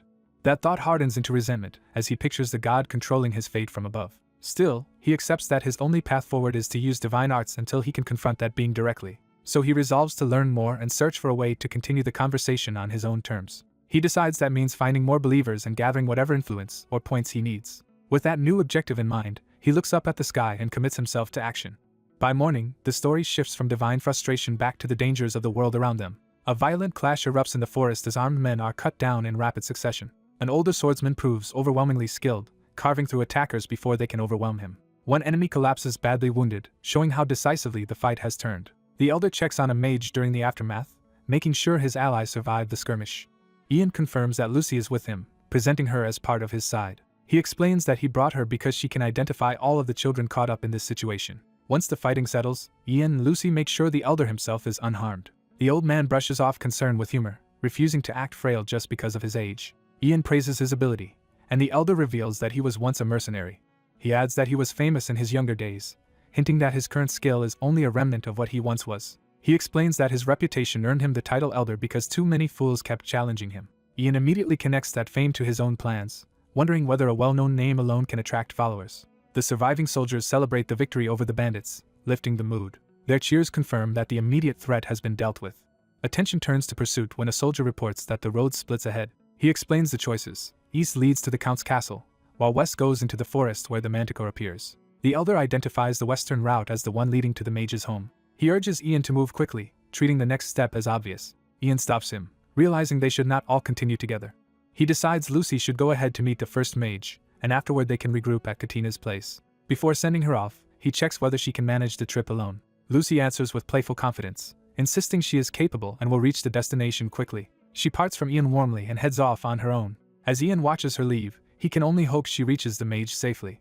The young mage decides he has to finish up quickly and catch up with the woman they are pursuing. An older companion notices his familiar is gone and learns the bird has already gone ahead to follow her. With the trail already underway, they confirm they are about to meet the mage they have been seeking. The older man abruptly asks whether the boy is mentally ready, catching him off guard. He warns that mages are troublesome and that there is no telling how a Holy Order sorcerer might behave. When the boy asks why they are handling the Holy Order's mess at all, the older man hesitates. He struggles to admit the real reason. The answer is embarrassingly simple. They took the Holy Order's money, so now they have to do the job. The boy is unimpressed, having expected the Order's knights to look more dignified than that. The older man brushes it off and promises at least that the boy probably will not die. The boy silently decides that, whatever happens, he will never trust this man again. Ahead, eerie green magic coils around a cottage hidden in the woods. Dead vermin and birds around the place make it clear the magic carries a toxic presence. Inside, an old witch calmly tends a bubbling cauldron while the same green aura swirls through the room. In the past, Holy Order knights had once approached her respectfully, asking her to stop capturing manticores. Their leader reminded her that manticores were a protected sanctuary species. She had no patience for that argument. She made it clear that if they wanted her cooperation, they should stop lecturing her while she worked. Confident in her own power, she mocked the idea that anyone there could force her to comply. Instead, she kept brewing her fall concoction, pleased with the spirit dumplings she was making. Back in the present, the group identifies the cottage's owner as a herbalist. The boy clarifies that she is Mani Campbell, a famous botanical sorcerer. He explains that she controls plants and also creates lethal drugs, including the binding mist around the house. Hearing that she can make potent poison, the older man decides they have found exactly the person they need to hunt the manticore. The knights are immediately overwhelmed by the stench surrounding her home. The boy catches the scent too and realizes something important about it. Even so, the party advances toward the cottage through the drifting magical haze. Mani greets the approaching warriors with delight, having apparently been expecting soldiers from Santiago. The older man recognizes her at once despite the smell and the mist. She welcomes them inside with unsettling cheer. Once they enter, she proudly presents the feast she has prepared in her cauldron. The interior is packed with herbs and ingredients, confirming that the whole place is her workshop as much as her home. The knights try to endure the meal, but the odor alone nearly defeats them. When the older man suggests she does not need to prove anything, Mani insists she is simply serving food made from crops she raised herself. She adds that anyone who dislikes it is free to leave, putting the burden back on her guests. One knight tries to force himself through it and immediately regrets it. Another can barely keep from vomiting as the fumes rise from the pot. A third finally retches, proving the meal is as punishing as it smells. Watching this, Mani briefly wonders whether she pushed her hospitality too far. Then the boy shocks everyone by eating enthusiastically and asking why the others are struggling. He identifies the dish as a rich garlic-heavy soup and seems genuinely delighted by it. Mani, stunned, checks whether he is somehow forcing himself, but he keeps eating without hesitation. He openly declares the food delicious. Mani cannot believe anyone could sincerely enjoy it. The boy doubles down, praising the garlic in particular, and reaching for another bite. He keeps eating as if this were an ordinary, satisfying meal. The others are left speechless by how completely his reaction defies theirs. Unable to contain herself, Mani grabs him and demands an explanation. She blurts out that after 40 years as a botanical sorcerer, she has never met anyone as strange as him. Her hostility abruptly turns into fascination as she asks the boy for his name. Ian identifies himself as Ian Elidus Raven, and the old witch immediately recognizes the surname. She stares at him in shock, realizing he is connected to the pyromancer Elidus. Pressing him for confirmation, she asks whether he is truly that famous mage's disciple. The tense meeting gives way to a calmer night, and she softens enough to apologize for her earlier hostility. As a peace offering, she serves the group a generous meal and invites them to eat freely. Ian, caught off guard by the kindness, admits to himself that the food is surprisingly good. Over dinner, the discussion turns to the real issue. The knights intend to hunt a manticore, and they confirm it plainly. The witch warns them that the hunt will be far more dangerous than they seem to expect. She explains that Count Katina once sent 100 hunters after the beast, and none of them survived. The elder knight remains resolute, and says he is ready to face that risk, prompting the witch to test whether his confidence is earned. He reveals that he killed a few manticores in his youth, showing this is not his first encounter with such monsters. The witch then turns her scrutiny on Ian, forcing him to consider what role he can truly play. She bluntly tells him that if Elidus had trained him personally, he would already be a complete mage. Rather than argue, Ian asks why she does not lend her own expertise to the knights instead. That question stirs his memory of his master's warning that a mage's mark carries responsibilities most people never understand. He recalls being told that once a mage enters the world's mysteries, others will inevitably seek that power. Ian decides he does not need to kill the manticore himself, but he can at least use his reputation to draw the circle of mages' attention. He reasons that if the circle hears a manticore is involved, they may send proper support to investigate. Even if they arrive too late to witness the creature, Ian believes this could open the door to future help from other mages. Having settled on that compromise, he steels himself and commits to it. The knights accept his decision, and the matter is settled for the moment. One of them immediately volunteers to accompany Ian, making it clear he will not be left to face this alone. The next day, the search begins in the forest. Ian travels with the elder knight and armed escorts, but the woods feel unnaturally unsettling from the start. As Ian worries about Lucy waiting for him back in the village, his bird familiar suddenly returns with news that it has found the target. The familiar points them toward the manticore's location, and Ian trusts its guidance at once. When the elder knight checks whether something is wrong, Ian explains that his familiar is leading them onward. The elder is impressed, recognizing that Ian's bond with the bird is an exceptional gift. Ian quietly reflects that he gained this bloodline talent by chance, not through formal magical training. As they move, he asks the elder a question that has been bothering him. He frames it carefully by asking what truly makes the manticore a monster. Then he voices the real thought behind it. If it is a monster, could it perhaps be reasoned with instead of killed? The elder does not dismiss the idea outright and briefly considers it. But the witch cuts in and insists that a manticore is not the kind of being one can negotiate with. She adds that if Ian somehow managed to summon and speak with it, she would acknowledge his achievement. Even so, she treats the idea as absurd and warns that she would sooner report his foolishness to his master than praise him for it. Ian is left deflated, realizing he is getting scolded instead of admired. Before the exchange can continue, one of the knights spots something ahead and urgently calls the others' attention to it. The group snaps into readiness as Ian turns toward the threat. In the darkness between the trees, the manticore finally reveals its presence with a pair of glowing eyes.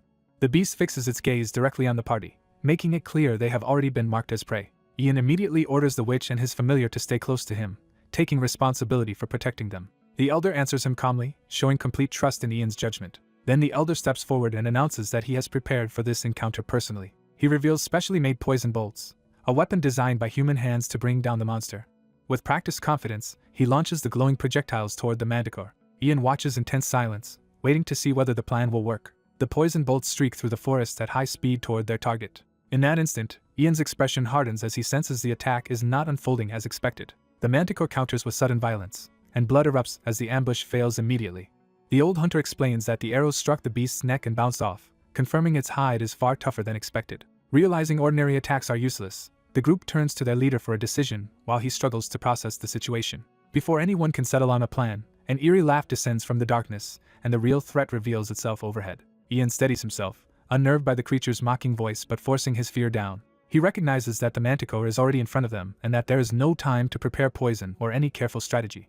Accepting that he has to act immediately, Ian clenches his fist and commits himself. He shouts to seize control of the encounter before panic spreads. The others freeze in surprise as Ian steps forward ahead of the armed men. The witch watching nearby is startled that the boy actually dared to act. Ian places himself alone between the soldiers and the looming monster, drawing its full attention. The manticore prowls closer and mockingly invites him to speak, amused by his nerve. Ian tries to calm the beast as if handling a wild animal, introducing himself as a mage and signaling that he means to negotiate. His attempt at a formal introduction immediately falls apart into awkwardness, undercutting his own dignity. The manticore dismisses the effort and ridicules him for treating it like some tame beast. Ian drops the pretense and bluntly asks what the creature wants, deciding directness will work better. The manticore makes clear that if Ian wants something from it, he should state his desire plainly. Ian meets its gaze and demands to hear the creature's terms. The answer comes with brutal simplicity. The manticore wants Ian's head. The forest seems to hold its breath as the threat hangs over everyone. Ian, still trying to keep the exchange under control, presses the creature to be honest about what it really wants. The manticore reveals a deeper motive, saying it wants Ian himself and intends to make him witness the slaughter of the nearby knights. That declaration shocks Ian, because the beast has suddenly spoken in the imperial tongue. The monster tempts him further, promising that the soldier's flesh will be devoured before his eyes. It sweetens the horror by offering Ian all the glory he could want if he cooperates. The bargain becomes explicit. Once Ian has used the knights to satisfy his own ambition, the manticore will kill them for him. Pleased with its own offer, the creature waits smugly for him to yield. Ian rejects the entire proposition with disgust, refusing to entertain it for even a moment. He openly insults the manticore, making it clear he will not be manipulated. His contempt escalates into a crude, unmistakable dismissal that leaves no room for negotiation. The nearby knight is caught off guard by how brazenly Ian speaks to the monster.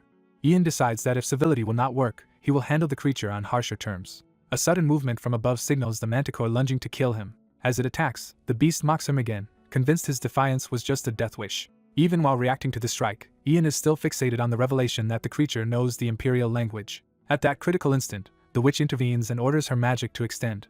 A seed or sprout is driven into the ground to trigger the spell. The planted magic flares to life in green light. Massive vines erupt upward and coil around the manticore, halting its charge and binding its body. The old hunter watches in stunned disbelief as the trap succeeds. The forest itself seems to rise around the monster, burying it under layers of living restraints. The hunter demands to know what the witch has done, only to realize she has immobilized the manticore. She matter-of-factly explains that she also restrained the knights who had been left behind, treating both problems as equally manageable. The witch brushes off his alarm, insisting the children can look after themselves. She refocuses everyone on the immediate objective. Killing the manticore comes first. The old hunter accepts the shift in priorities and prepares to move. He steps forward to rejoin the fight. Ian notices him moving and calls out, worried by the sudden change. The hunter checks whether everyone is still safe, trying to regain control of the battlefield. Ian, confused by his master's behavior, watches him closely for an explanation. From the surrounding haze, the others answer that they are unharmed, leaving the group poised for the next move against the trapped beast. Ian is jolted by the sight of death unfolding before him. Dimitri lies mortally wounded, and Ian is forced to face that his loyal follower is dying. Even as he fades, Dimitri apologizes for failing to protect Ian, and Ian refuses to accept those final words. Ian steadies himself, suppressing his grief as he looks down at the man about to die for him. He acknowledges that everyone fought as hard as they could, but that does nothing to ease the loss. The horror of seeing Dimitri die in front of him becomes unbearable precisely because Dimitri is the one person he never wanted to lose. Ian falls into bitter reflection, withdrawn as the others remain around him. At last, the truth settles in. The world he lives in is no longer a distant story to observe. This is a world ruled by monsters and constant war. The deaths he once only knew as tales have become personal. Now that cruelty and destruction stand before him as reality, he can no longer stay detached. That realization hardens into resolve. Ian steps forward, leaving passive grief behind as he moves to act. Kneeling beside Dimitri, he calls him by name as if refusing to let him slip away. Ian remembers Dimitri once telling him that if disaster came, he should pray. He recalls being told that heaven would hear him in such a moment. Dimitri had believed that promise even at death's door. So Ian decides to test that faith and begins to pray over him. He appeals directly to heaven, asking whether anyone divine is listening. Ian pleads that if the gods truly care for their followers, they should save Dimitri. He even invokes Dimitri's devotion, declaring that his king has come for him. With no certainty except desperation, Ian offers himself to whatever higher power might answer. A burst of divine light answers his plea. The onlookers can only stare as something impossible begins to happen. Life returns to Dimitri's body, and his hand reaches toward the glowing power in Ian's grasp. Ian is stunned that the miracle is actually working. Dimitri's consciousness is drawn into a radiant heavenly realm and commanded to awaken. There, a goddess appears before him in person.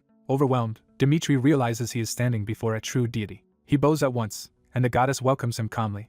Dimitri assumes he must have reached heaven after dying, but the goddess tells him his journey is not over because he still has work left in the world. Dimitri can barely process being told he must return. The goddess reaches out to send him back with her blessing. Her command is clear.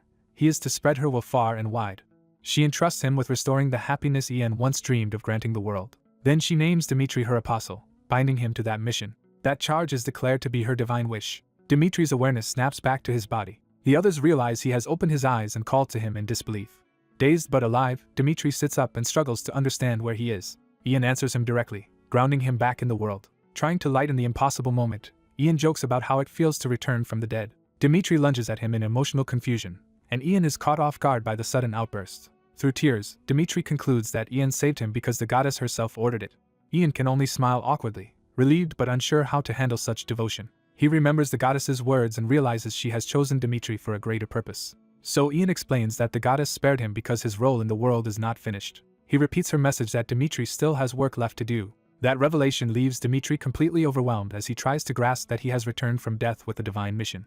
A young mage basks in absurd praise from a kneeling believer, treating the devotion with amused confidence. Nearby soldiers, already convinced he has seen through the situation, decide to keep watching and let him act. The group gathers around him in the forest as he becomes the center of attention and authority. An older commander dismisses the fanfare as empty reverence for anyone who can avoid death. Even so, he moves the men back toward their manticore hunt, showing the expedition is still active. The mage abruptly volunteers to scout alone with his bird familiar, despite concern that he is taking an unnecessary risk. He refuses to back down and sends the familiar ahead, making clear he has already decided. The commander is left puzzled by the confidence behind that choice. The mage's thoughts reveal why. He already knows the manticore is cunning enough to bargain and manipulate. He concludes the creature cannot be left alive and must be eliminated for good.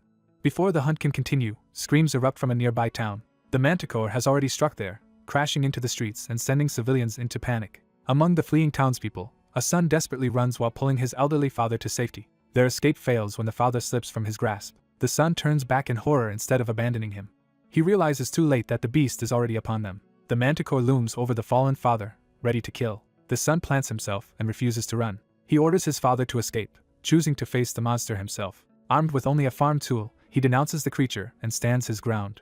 The manticore mocks the attempt, treating the man's courage as laughable. Then it offers a cruel bargain: kill his own father and bring back the head, and the rest of the humans will be spared. The offer lands like a nightmare, reducing the scene to pure shock and dread. The beast presses the temptation, presenting mass survival as the price of one life. The son rejects the bargain outright and shields his father instead.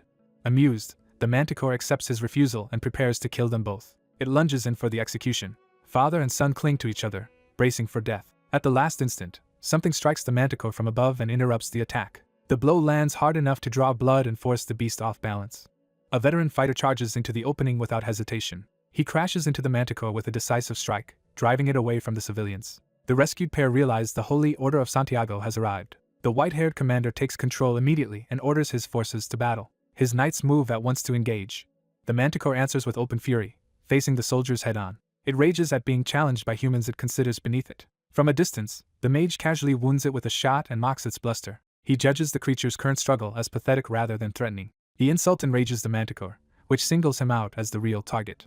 The mage keeps taunting it, reducing its menace to a minor injury and baiting it further. The manticore takes the bait and charges straight at him in a fury. It commits fully to a direct rush across the field, abandoning caution for revenge. The mage smiles, revealing that this reaction is exactly what he wanted. Mid-charge, the manticore senses too late that something is wrong. The mage has drawn it into a prepared position where his allies are waiting. A witch-like caster invokes wood magic and triggers the trap. Green energy surges through the ground as plant growth erupts beneath the beast. The manticore is suddenly ensnared and thrown off by the binding magic, realizing it has been caught. Seeing the trap take hold, the commander gives the order to strike now. As the battle continues, two armored fighters brace themselves amid the ruined ground, sensing another attack coming. A violent strike tears through the field, showing that the manticore is still lashing out with deadly force. The enraged beast rejects further deception and prepares to overwhelm its opponents head-on. An old mage urgently calls Ian forward, making it clear that the next move depends on him. Ian steadies himself and focuses, realizing he has to act immediately. He casts a fire spell through his staff, launching a direct attack at the monster. The flames hit hard enough to reach the creature's eye, finally breaking through its resistance. The blast engulfs the manticore in a towering inferno, forcing it into visible pain. Ian remains calm in the aftermath, showing that he has the situation under control. With the danger ended, the story shifts from battle to the town's recovery. The townspeople gather to thank the defenders, while the rescuers modestly insist they only fulfilled their duty. As the praise goes around, Ian notices he is being left out and quietly resents it. Even his crow points out the slight, and Ian can only sulk at how obvious it is. To protect his pride, he convinces himself the others are intimidated by how impressive he was. That private excuse falters when he senses someone approaching him directly. A villager personally thanks Ian for saving him, finally giving him the recognition he wanted. Ian awkwardly accepts the gratitude while pretending he was never seeking thanks in the first place. An older knight then calls Ian by name, drawing his attention to a more formal matter. The knight's repeated praise quickly becomes overwhelming, and Ian snaps in embarrassment for him to stop. Rather than taking offense, the knight becomes even more impressed by Ian's humility and character. Ian is stunned to realize his attempt to shut the man down has only raised the knight's opinion of him. Before he can recover, more armored men arrive, signaling official interest in what happened. The newcomers confirm that Ian's group are the ones who captured the manticore. They identify themselves as knights serving the castle and formally address Ian and his companion. When Ian questions why the castle is involved, he is immediately invited to accompany them. The summons is serious. Count Ration wants Ian present at the castle at once. At the castle, Ian and the others are welcomed as honored warriors rather than mere adventurers. A lavish banquet is laid out to celebrate their victory and publicly elevate their achievement. The Count enthusiastically glorifies the defeat of the monster as a noble act of justice. Ian downplays his role, but the Count treats that modesty as another admirable quality. The Count even uses Ian's success to criticize his own knights for falling short of that standard. He then reveals he has already rewarded Ian's master in advance, claiming the old mage has been compensated for Ian's efforts. Turning directly to Ian, the Count makes it clear he knows about Ian's master and has prepared something specifically for him. Ian nearly chokes in surprise, caught off guard by how personally the Count has arranged this. Still eating, Ian is told that his master is being called for, which only deepens his confusion. He realizes his master has apparently ignored the summons, leaving Ian to face the situation alone. Ian pauses and reassesses, trying to understand what the Count is really after. He covers his distraction by apologizing and claiming the food had his full attention. The Count smoothly praises Ian again and has a treasure chest brought out before him. When the chest opens, a brilliant light reveals that the reward is no ordinary gift. Inside is a golden magic scroll, an item rare enough to immediately command Ian's full attention. Its inscription explains that the moment Ian reads it aloud, the magic will activate. Ian is visibly shaken by the value and power of what he has just been handed. Examining it more closely, he realizes the scroll is of exceptionally high quality. The Count asks whether Ian likes it, emphasizing that this reward was chosen with him in mind. Ian gratefully accepts the gift, while the Count dismisses the thanks as unnecessary. The Count frames the reward as repayment for Ian bringing Lucy safely back, revealing a personal stake behind his generosity. Just as that explanation lands, someone announces a new arrival. The door opens, and the room's attention shifts toward the entrance. A young woman named Lucy enters, confirming that the banquet and the Count's gratitude have been tied to her safe return all along. The young mage stifles a laugh, and someone immediately notices his suspicious expression.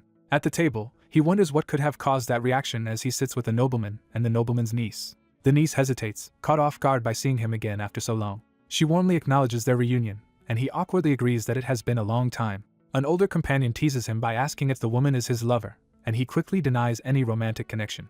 The joking gives way to business when the nobleman announces that he has a proposal for him. The niece reveals the purpose plainly: she intends to avenge her murdered mother. Her uncle asks the mage to lend his strength to that journey. He realizes this is why he was given a costly magic scroll, and notes that they only want his magical support, not his life on the front lines. He pictures himself contributing from the rear with magic while others handle the direct fighting.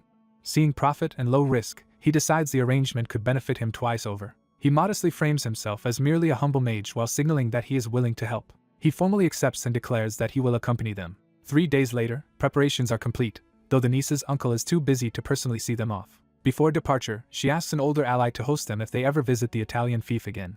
The old man agrees, and the farewell remains warm and respectful. The mage reflects that the noble household has prospered greatly since recruiting the Katina Knights. He thanks the old man, Ian, for everything, and Ian returns the sentiment. Ian invites him to visit a place called Ternaro Island someday, hinting that it would interest him. He explains that Ternaro is an island in the Coral Sea and says that mentioning Salvador there will earn them a warm welcome. That name catches the mage's attention, and he asks whether Salvador is Ian's real name. Ian confirms it, introducing himself fully as Salvador of House Orcus. The niece is startled by the significance of that name. She recognizes him as Salvador of the White Wolf, while he dismisses it as an old title not worth remembering. When the mage shows no recognition, she is shocked that he does not know the White Wolf at all. She explains that the White Wolf mercenaries once served directly under the previous emperor. Their reputation was built as an elite force centered on a master swordsman. The emperor was so impressed by that leader's deeds that he granted him the title Sword Master. Realizing who stands before her, the niece begins to identify him aloud. She blurts out the truth: Salvador himself is that sword master. The mage remains completely unimpressed by the revelation. His indifference baffles the others, who insist that Salvador is a living legend.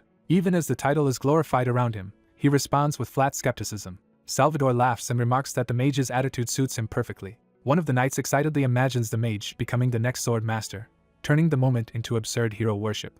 Salvador brushes off the fuss with amused modesty. With the farewells ending, Salvador says they should be on their way and asks that his regards be passed to Elidis. A tearful subordinate begs the mage to survive so they can meet again, while the mage dryly notes that he has no intention of dying. Salvador steps forward for a more personal goodbye. He seals it with a firm handshake. The mage promises that once things settle down, he will head to the Trafaro ruins. Salvador smiles and says that means they will meet again. They part with a final wish to stay safe until then. The story shifts to the military force gathering under its banner. A commander stands before assembled troops as the departure takes on the scale of a formal campaign. That commander is Graham, the niece's uncle, now armored and severe. A memory surfaces of the niece pleading with him to punish the man who killed her mother. Her plea weighs on Graham as he recalls her calling him uncle and begging for justice. The target of that justice is a man accused of murdering his own sister and then trying to force Lucy into marriage. The campaign is revealed as a mission to stop that scheme before Lucy can be trapped in a political marriage and before the villain can seize the family's wealth. A dark-haired noble watches events unfold with cold focus, already planning to settle matters with Lucy once the current turmoil ends. Traveling beside the young mage Ian, she keeps up a light front while privately deciding that Lucy will be dealt with later. Elsewhere, a public rally erupts as supporters proclaim loyalty to Count Liberty and demand greater power for him. One armored agitator seizes the crowd's momentum and urges everyone to follow his lead. That night, the army camp settles into a brief lull behind its fortifications. Ian spends the quiet time boiling utensils over a fire. The nearby soldiers, baffled by his behavior, press him to explain what he is doing. Lucy jokingly imagines they think he is making some delicious spoon soup. Ian realizes the soldiers are gossiping about exactly that and bluntly corrects them. He is sterilizing the spoons. Lucy is left trying to make sense of the unfamiliar concept. Ian brushes it off as specialized knowledge she would not understand even if he explained it fully. The soldiers reduce his explanation to a mysterious mage trick and accept it anyway. A pair of soldiers then approach Ian more cautiously, hoping to benefit from whatever practical magic he is doing. They ask him to boil their food as well, still convinced his pot is meant for soup. Irritated, Ian snaps that the boiling is not for cooking at all.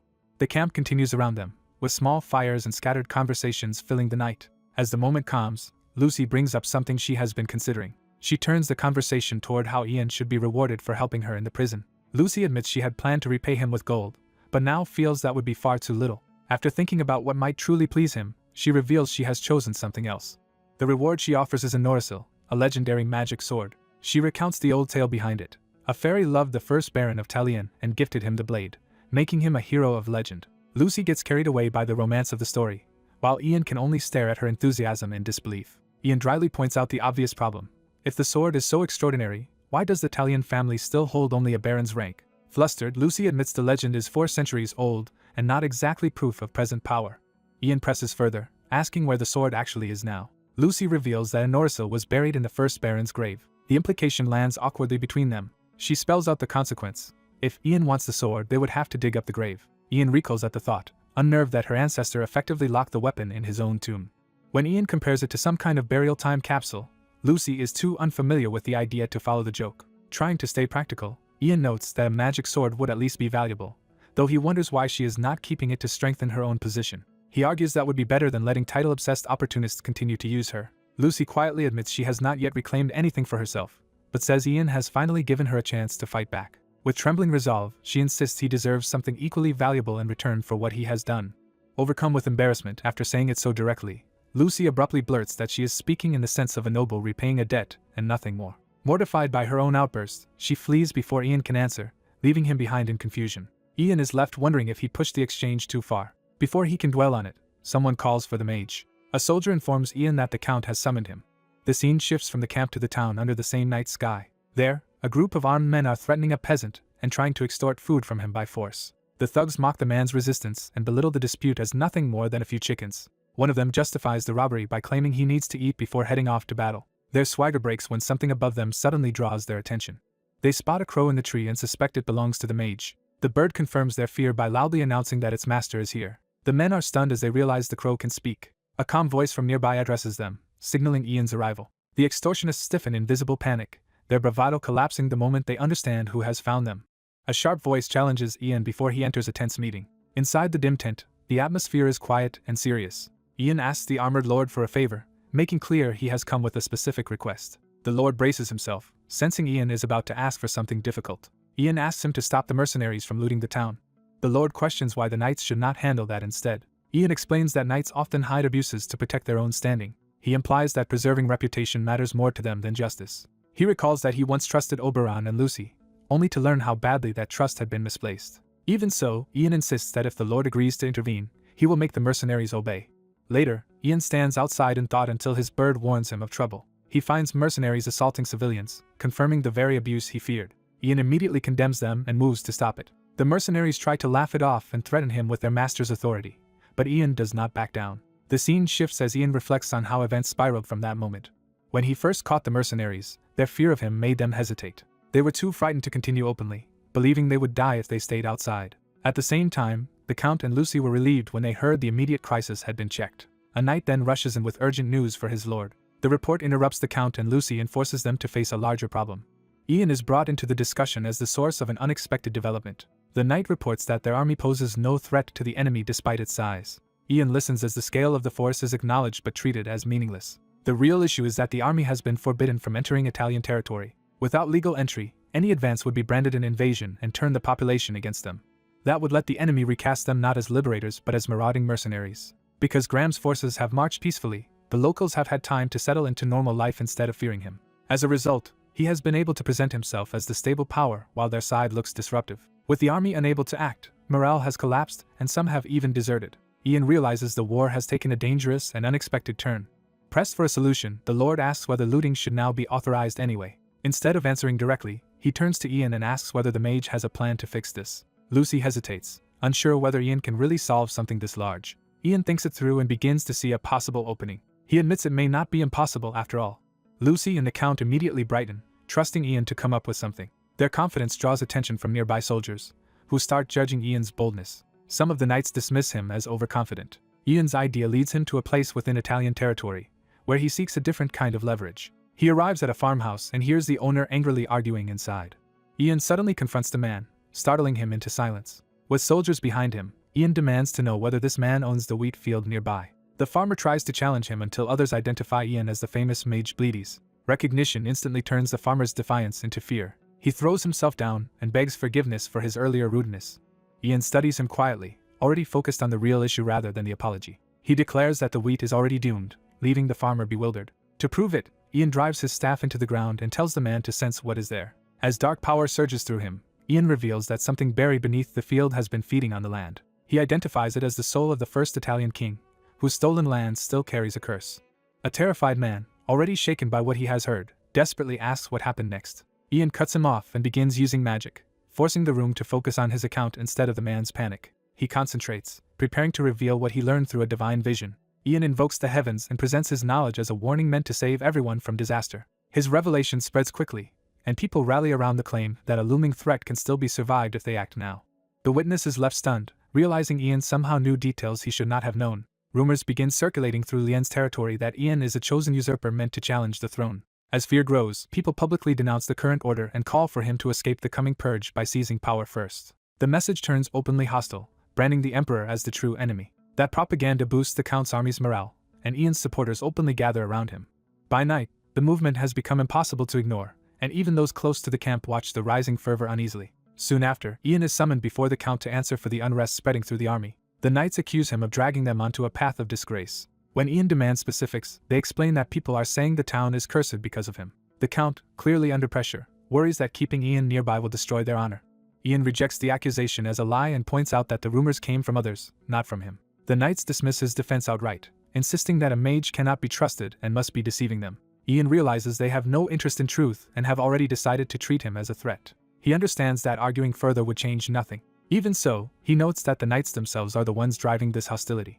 Ian stays outwardly calm, choosing not to show how much he has understood. The Count notices Ian's composure and grows uneasy, sensing that the young mage sees through the situation. Ian concludes that the Count is too dependent on his knights to oppose them. Accepting that reality, he decides there is no point forcing the issue. He politely releases the Count from responsibility, sparing him from making a choice he cannot uphold. The knights take that as a dismissal and tell Ian to leave if he finds their treatment offensive. Though they act stern, their unease shows they know they are pushing away someone valuable. Ian departs with a final warning that they should not expect his help later, whatever happens. Outside the tent, Lucy hurries after him before he can leave the camp behind. Ian stops and waits, already aware she has come to apologize. Lucy explains that the knights appeared so suddenly that she and her uncle were too flustered to defend him. She admits they failed him in the moment, not out of malice but because they were overwhelmed. Ian softens, seeing that her regret is sincere. Lucy anxiously searches his face, afraid he now resents her as much as the others. He reassures her that he is not truly angry. Ian explains that he never cared much about military merit anyway, since his real goal was simply to avoid being treated like a criminal. Lucy still worries that leaving this way will cost him his chance to earn recognition. Ian answers that the loss does not trouble him. To calm her, he gently pats her head. He tells her that as long as he is no longer treated with suspicion, that alone is enough for him.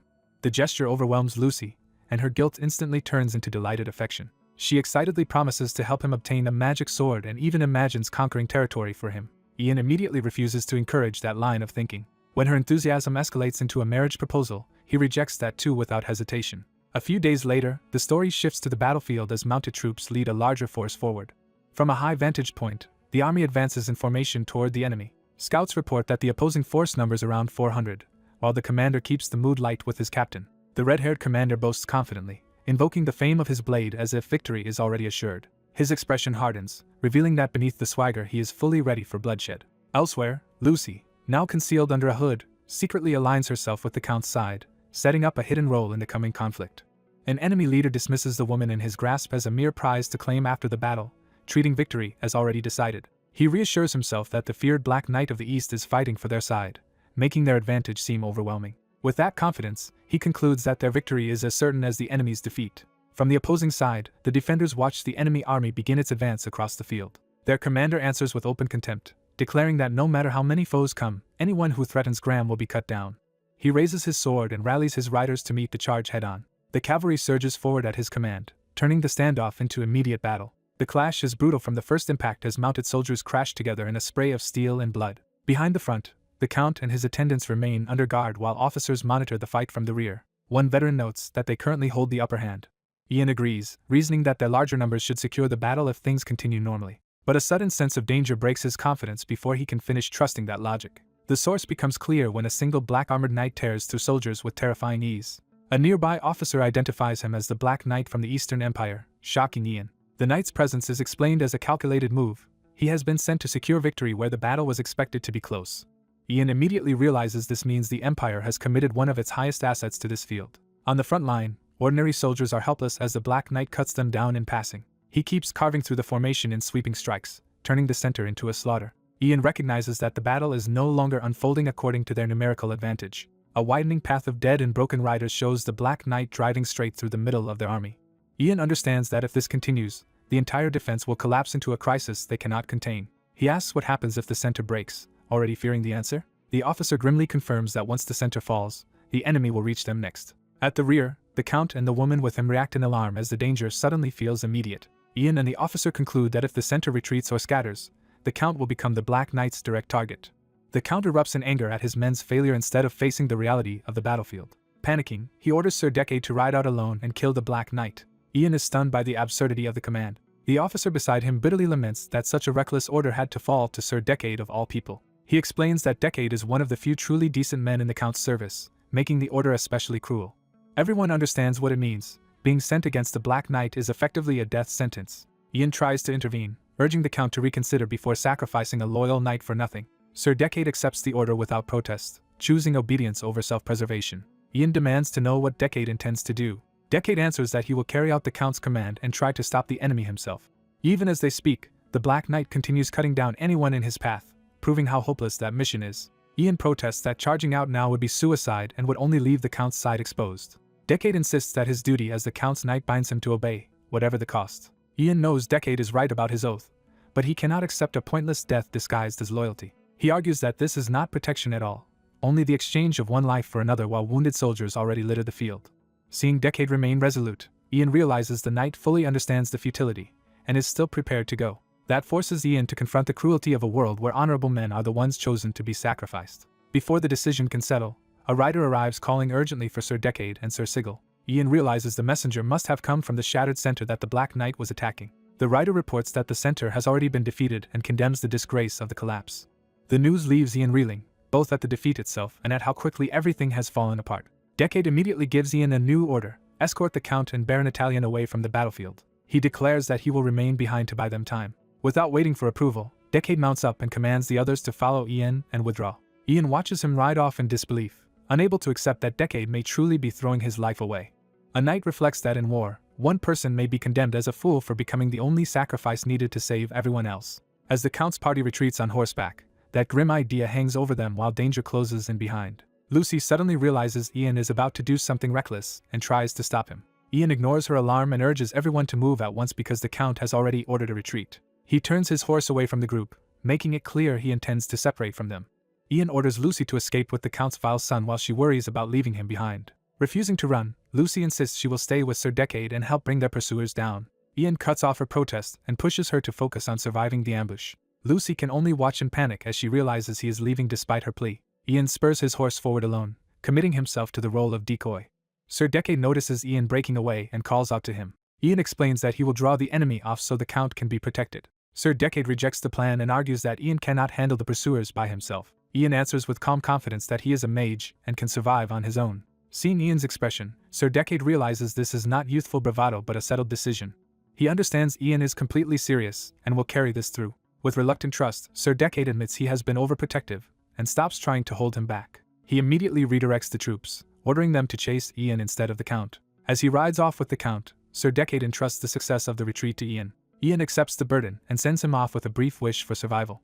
Left behind, Ian watches the Count's group disappear while the enemy closes in on him.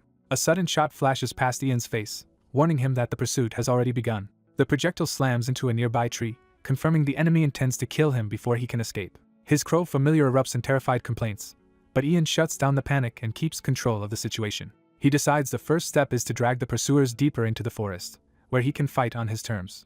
Ian races into the woods, and the enemy commits to following him exactly where he wants them. The forest swallows the chase, turning the pursuit into a tense hunt in the dark. The soldiers spread out and search carefully, convinced Ian came this way. They spot him waiting ahead instead of fleeing blindly, and their confidence gives way to confusion. Ian begins chanting a spell from horseback, preparing an ambush before they understand what he is doing. The soldiers hesitate, unable to make sense of the incantation until it is already too late. Ian raises both hands and releases the spell at point-blank range. A massive bolt of blue lightning tears down through the forest and detonates among the pursuers. The strike throws soldiers from their horses and shatters the formation in an instant. Ian rides past the wreckage, having turned the chase into a one-sided trap. He allows himself a brief breath of relief, believing he has thinned the enemy enough to buy time. But his thoughts return immediately to Sir Decade and the Count, and he fears they may still have been intercepted. Deciding he has to verify their safety, Ian turns back through the forest. Unseen by him, an armored enemy remains hidden behind a tree and watches him reverse course. Elsewhere in the woods, mounted soldiers continue pressing after the Count's party. One of the pursuers spots the Count ahead and realizes the real target is still within reach. Their leader orders an immediate volley to bring the Count down. Arrows rain through the forest toward the fleeing group. The barrage tears into the riders, dropping men and throwing the retreat into chaos. Sir Decade is hit but stays in the saddle, forcing himself to keep fighting through the wound. A horse rears violently as the attack breaks the group's momentum and scatters them. In the confusion, Lucy and another rider remain mounted while Sir Decade drops to the ground among the fallen.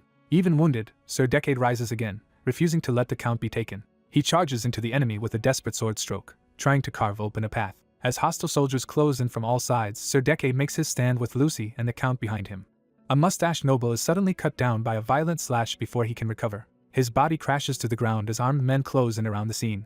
Lucy freezes in panic, unsure how to respond, while her wounded uncle looks back at her. A mounted knight calls for the Count to surrender and prepares to force the issue. The Count erupts in fury instead of yielding. Though badly wounded, he drags himself forward to make one last stand while Lucy and her uncle watch from behind. One of the attackers recoils in fear and realizes the Count is far more dangerous than expected. The Count's counterattack lands, striking the knight before the others can react. Lucy rushes toward her uncle as the Count charges off, and her uncle calls after him in alarm. Her uncle collapses into Lucy's arms and weakly calls her by name. Lucy clings to him as he fades, unable to stop what is happening. Another knight coldly notes that the Count is dead, frustrated that they failed to take him alive. His superior reminds him their real objective was never the Count himself. The order becomes clear. The Count was only a distraction, and the woman is the true target. The knight immediately commands his men to seize Lucy. The soldiers rush her as she sits trapped beside the fallen bodies. Before they can reach her, the Count surges back into the fight and drives them away from Lucy. He pays for it with another brutal wound across the chest. Lucy watches in horror as the Count finally falls for good in a pool of blood. The soldiers keep advancing, and Lucy realizes no one is left to shield her. Desperate and ashamed of her own helplessness, she silently begs for help. Her plea stirs a dark power, and the name Darkness answers from above. A strange purple force spreads around the clearing, startling the soldiers and halting their advance. Lucy stands within the ominous aura, frightened but drawn into whatever has awakened. Before the power can fully take hold, someone grabs her arm.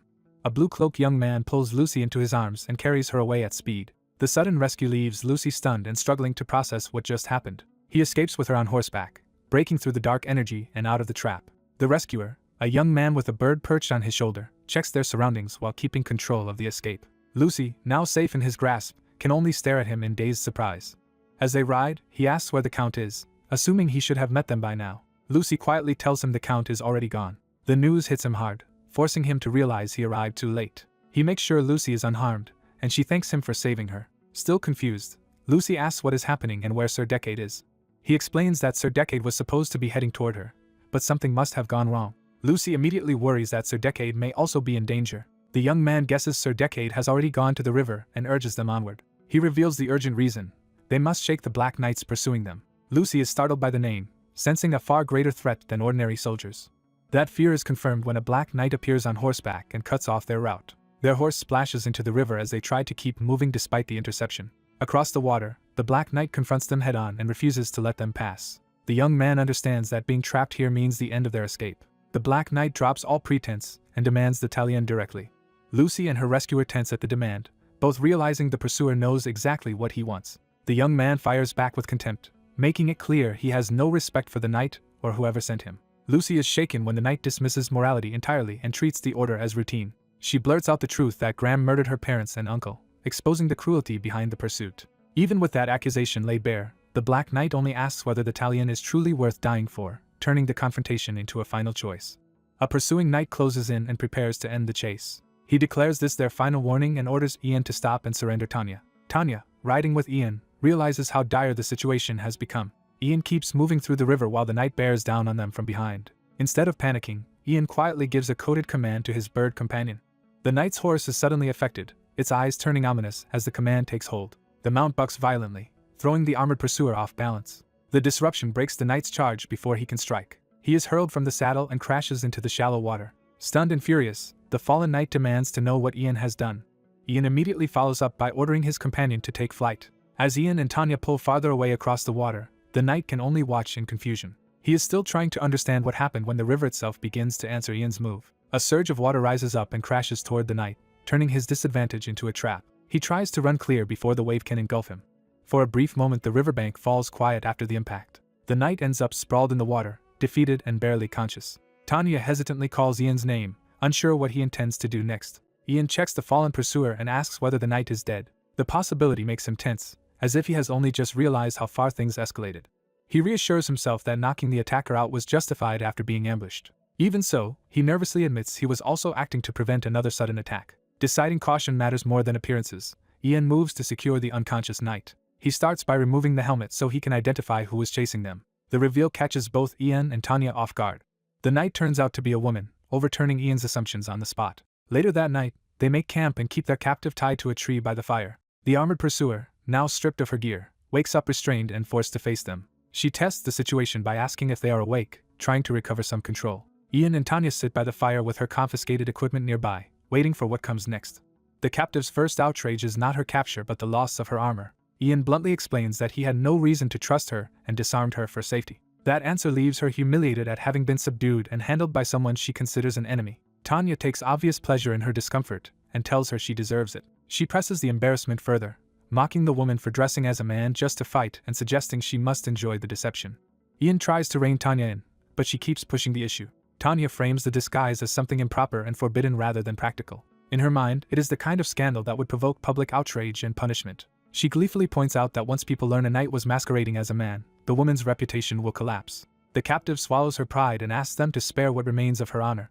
Tanya rejects that plea outright, arguing that a knight who extorts money has no honor to protect and is worse than a bandit. The accusation hits hard enough to make the captive snap back in anger. Ian cuts the argument short before Tanya can drive it any further. He physically stops Tanya, making it clear that he will not let the interrogation become cruelty. Tanya is startled into silence by the firmness of his intervention. Ian gently tells her to leave this to him and get some rest, and she backs down with a quiet apology. Once she steps away, Ian turns his full attention to the bound woman. He lets out a tired breath, recognizing how badly the exchange spiraled. Trying to calm the situation, Ian says they have made too much of this. The captive refuses that minimization, insisting the issue is serious because she serves the sun god and her faith forbids such exposure.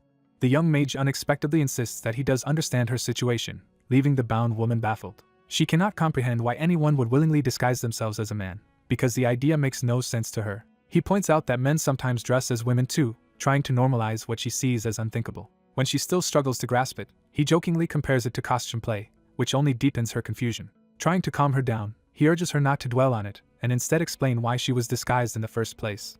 Faced with that question, she falls quiet and weighs whether to reveal anything. He concludes that whatever her reasons, she is clearly talented but deeply unusual, and she dryly accepts that label. Even so, she pointedly corrects him on one thing, making sure he calls her a mage. She offers to explain herself only if he treats her with the respect due a knight, because she still does not trust him. To prove her sincerity, she swears on her honor that she will not attack him.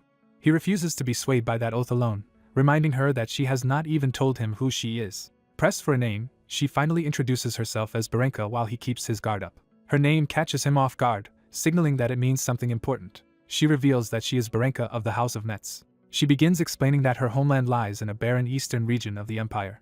As the eldest daughter, she had been raised from childhood to inherit the family, until her father died and her younger brother was chosen instead. She fought to reclaim the position she believed was hers. That struggle ended in defeat at trial, and she was cast out into exile. He follows the story to its practical consequence and asks why, if she was once so highborn, she has ended up here. Her answer is simple: she fled, which surprises him because it sounds reckless. She remains confident that no one will catch her. Her confidence comes from a destination she believes will protect her, the kingdom of Roland. The name Roland immediately grabs his attention. She explains that Roland is where her father once served as a knight in his youth. She believes that if she reaches his former lord there, her father's old ties will secure her shelter. He outwardly accepts the logic, though he is clearly judging how naive that hope is. Privately, he concludes that she is trusting too much in a decades-old connection. She senses his skepticism, and the tension between them sharpens again. When he circles back to her disguise, she becomes flustered and struggles to explain herself. He bluntly wonders whether she simply likes women, and she vehemently rejects that assumption. She explains that the Empire has been eliminating female knights, making her disguise a matter of survival. According to her, her father warned her years ago that female knights were in danger, and he taught her to be careful. She adds that there was another layer to the deception beyond just dressing as a man. She reveals that her helmet had been enchanted. The enchantment altered her voice whenever she wore it, which surprises him because he had not realized the disguise was magical. She explains that the armor and helmet were originally her father's, so the magic came with his old equipment. That detail gives him a new idea, and he turns his attention toward the discarded helmet by the fire. He asks if he can inspect it. She allows it, trusting him enough to let him handle the heirloom. As he examines the helmet, he realizes he cannot identify anything special just by sight.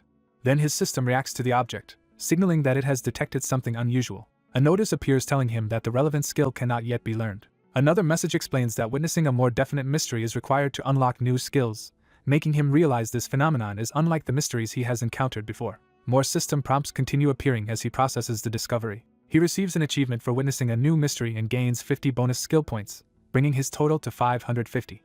Pleased by the reward, he immediately starts thinking about what useful ability he might buy next. He opens his skill list to browse his magical options. As he searches, his attention suddenly fixes on a possibility that stands out from the rest. He finds necromancy in progress, a skill that would let him converse with the dead. Staring at the glowing interface and the helmet in his hands, he realizes he may have just uncovered an entirely new kind of mystery. Bound to a tree, Barenka hears someone call her name and realizes she is no longer alone. Ian approaches with the strange helmet she had been carrying, and Barenka is caught off guard by the unexpected rescue. Ian grimly concludes that the helmet may be haunted, making the relic even more suspicious. By daylight, the danger of the night gives way to a quieter chance to talk. The three settle around a campfire, with Barenka now freed and included in their uneasy rest. Talion immediately challenges Ian, warning him not to let his guard down around their former enemy. Ian identifies himself plainly as a mage, making clear where his authority in the group comes from. Barenka asks whether the helmet is safe for her to use, hoping the relic might still be of value. Ian admits he cannot judge it properly because necromancy is outside his expertise. Even so, he advises her to use it cautiously until its true effect becomes clear, and Barenka accepts the guidance. As the conversation continues, the camp briefly returns to ordinary routine. Talion presses the practical concern that Barenka still might be dangerous and should perhaps be restrained. Ian defends his choice by trusting Barenka's promise not to kill them, though Talion remains unconvinced. Ian admits he has doubts too, but he is still willing to take that risk. Barenka addresses them by name, showing she has already taken their measure. She reminds Talion that although they met as opponents, their clash was only business. More importantly, she acknowledges that Ian spared her life, creating a debt she cannot ignore. Knowing the timing is selfish, Barenka still decides to ask for something more. She asks whether they can put their conflict behind them and start over. Ian bluntly interprets her request as an attempt to join them. He makes it clear he has no objection, while Talion's silence shows she is far less pleased. Ian adds one condition: he will not tolerate any mistreatment of Talion. Talion privately realizes Barenka's real interest is not Ian but herself. Barenka confirms that if Talion accepts her, she would become a useful ally to Ian as well. Talion softens first, apologizing for the harsh way she spoke the day before. Barenka answers with an apology of her own, meeting that gesture seriously. Ian is left baffled as the tension between the two women suddenly shifts into mutual understanding. With the hostility lowered, Barenka formally thanks them both for the mercy they have shown her. She then insists that Ian in particular must be repaid for saving her life. Ian asks how, expecting something practical. Barenka declares that since she has nothing else to offer, she will repay him with her body, stunning him. She kneels and addresses him with complete seriousness, making clear this is not a joke. Ian recoils in alarm as she vows to remain by his side until the debt is settled. Barenka clarifies what she truly means, not herself as a lover, but her strength and blade in his service. The misunderstanding breaks, leaving Ian embarrassed and Talion startled by Barenka's pledge. Talion watches Ian struggle to process the sudden offer of loyalty. Ian hesitantly checks whether Barenka understands who he really is, suspecting she may be making this vow too lightly. Barenka answers that his status does not matter to her. She intends to stay until her debt is repaid no matter where he is headed. Ian pauses to think through what accepting a knight like her would mean. Barenka presses him for a decision, ready to follow whatever role he gives her. Ian imagines the obvious danger of traveling with a knight when mages and knights are natural enemies. He also sees the opposite possibility. If they can fight together, the combination would be formidable. In that vision, Barenka becomes exactly the kind of frontline protector a mage like him lacks. That realization settles his hesitation. Ian calls Barenka's name, signaling that he has reached a decision. He accepts her with a smile and immediately gives her a task, ordering Oberon to search for the scattered mercenaries at daybreak. A crow takes flight as Ian's familiar carries out the command. Ian watches the bird go, using it as his eyes to begin tracking the remnants of the enemy force. The crow soon locates armed mercenaries still moving through the forest. The mercenaries notice the bird and realize it may be a mage's signal, warning that someone is already searching for them. Two battered soldiers insist they need to leave, but one of them still resists the order. Their fear spikes when they imagine the Black Knight might curse anyone who crosses her. Even so, they note that despite heavy losses, about 300 soldiers still survive the battle. One of the men suddenly realizes who is standing before them. The famed Black Knight is revealed to be a woman, overturning everything they expected. She calmly introduces herself as Barenka of the County of Wince, showing she has no idea what title they are talking about. The soldiers are too stunned by her denial to process it. Convinced she is lying, they rush to accuse her outright of being the Black Knight. Barenka takes their challenge as an insult to her honor, and immediately answers it with a duel. One soldier eagerly accepts, hoping to force a confession if he wins. Instead, the duel ends instantly with him flat on the ground, completely defeated. His collapse makes it obvious just how overwhelming her strength is. The remaining soldiers panic and conclude that Barenka must truly be the Black Knight, because only that figure could wield such power. But the confrontation unexpectedly settles into peace, with one soldier even dropping to a respectful kneel before her. Ian watches the outcome and reflects that Barenka handled the situation far more smoothly than expected. Their reunion is interrupted when Sir Decade arrives with more men and asks whether they are done talking.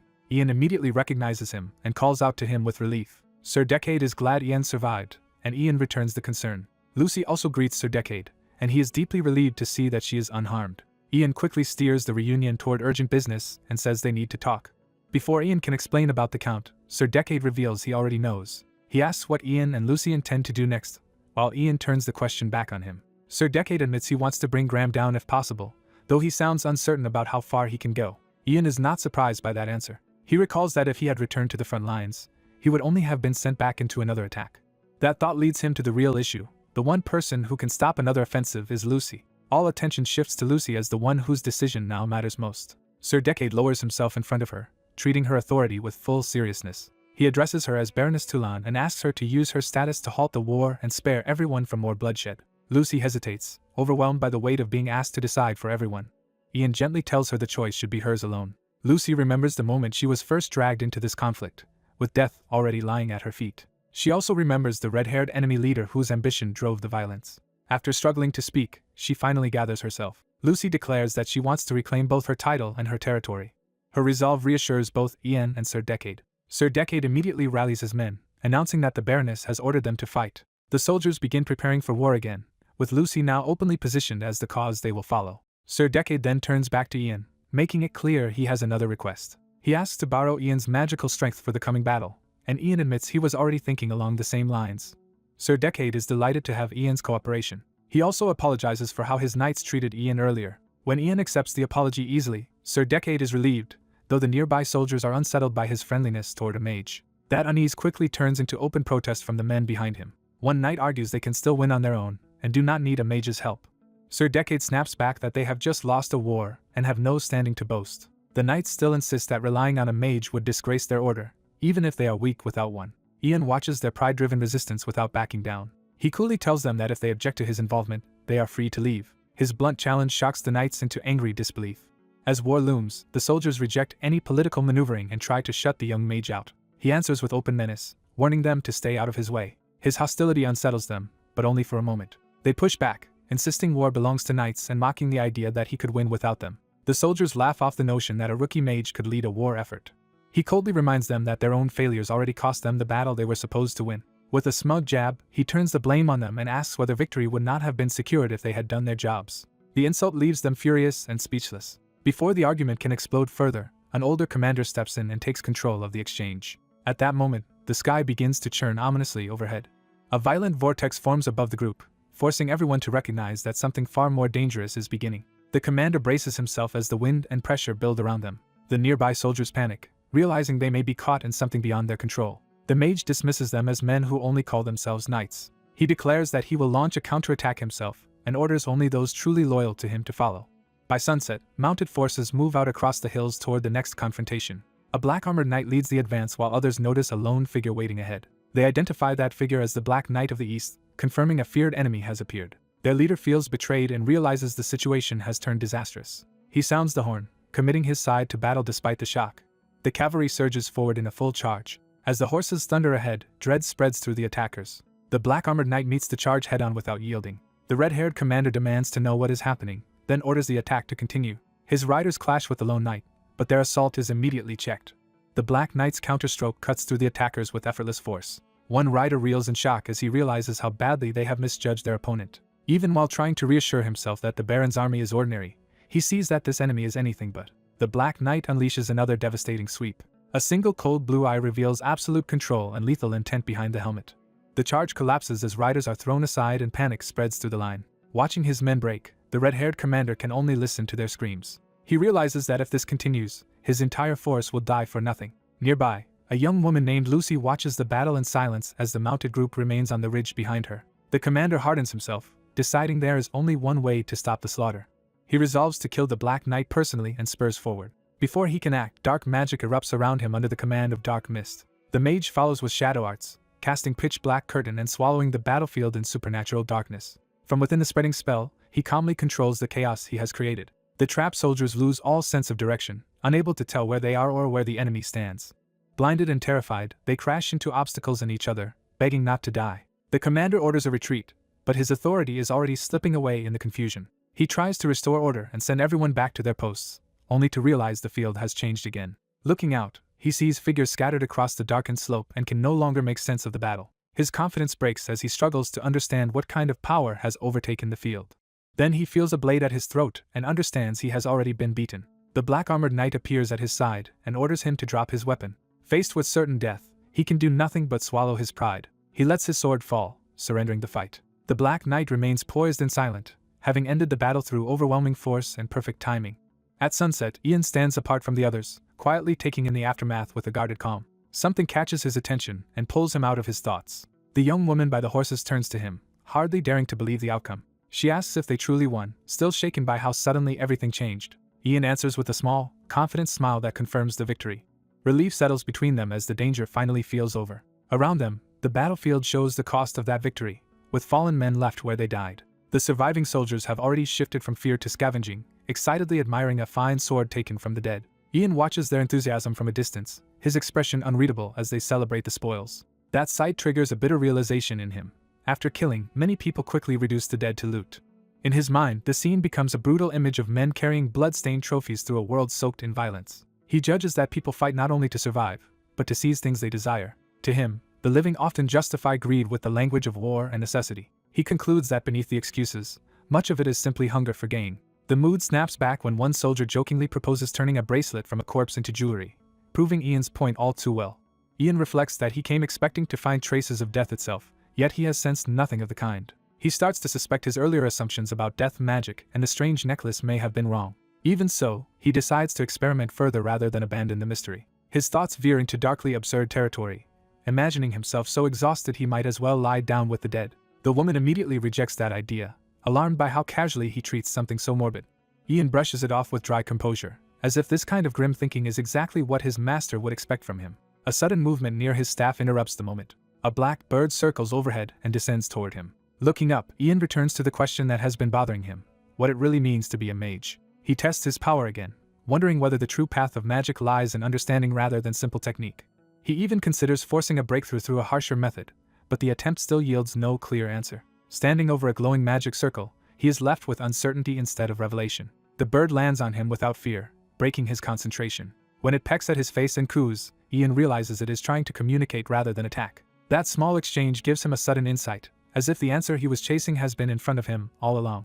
He straightens with new focus, the thoughts still forming as the bird settles on his shoulder. Before he can pursue it, the young woman calls him over. She cheerfully reports that everything has been handled and even checked off properly, while Ian confirms the situation is under control. She then asks about Sir Decade, and Ian learns the Knight Commander has been speaking with his men nearby. Ian turns toward the group of knights, where Decade is finishing his business before departure. The veteran knight appears relaxed now that the crisis has passed. Ian approaches with quiet resolve, ready to part on good terms. Some time later, the victory celebration in the barony comes to an end. Sir Decade and his knights prepare to leave, their duty here completed. Before going, Decade pauses, clearly wanting one last word with Ian.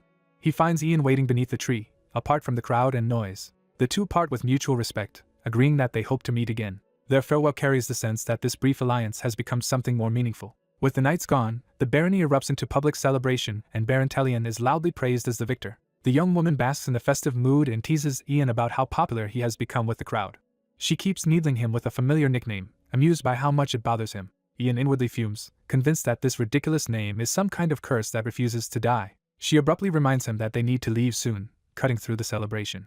Ian is confused until she points out that they had planned to visit a grave and he has apparently forgotten. The reminder hits him at once, and he realizes with dismay exactly what he has neglected. A strange magical disturbance stirs around a coffin deep inside a torchlit crypt. As the energy gathers over the stone lid, someone realizes this may be the grave magic they were searching for. Far above, a small party carefully makes its way along a deadly mountain path toward the site. Ian, already uneasy about the climb, worries one wrong step will kill him. When he notices Lucy leading the way, he immediately suspects she has dragged him somewhere dangerous again. Lucy cheerfully confirms it, reminding him that if he wants the reward he has to survive the trip. Ian turns to their guide for reassurance and asks whether Lucy really knows where she is going. Lucy answers with complete confidence that they are almost at their destination. Ian regrets ever expecting caution or common sense from her. Their armored companion cuts in and reminds him that no one comes to a place like this without a reason.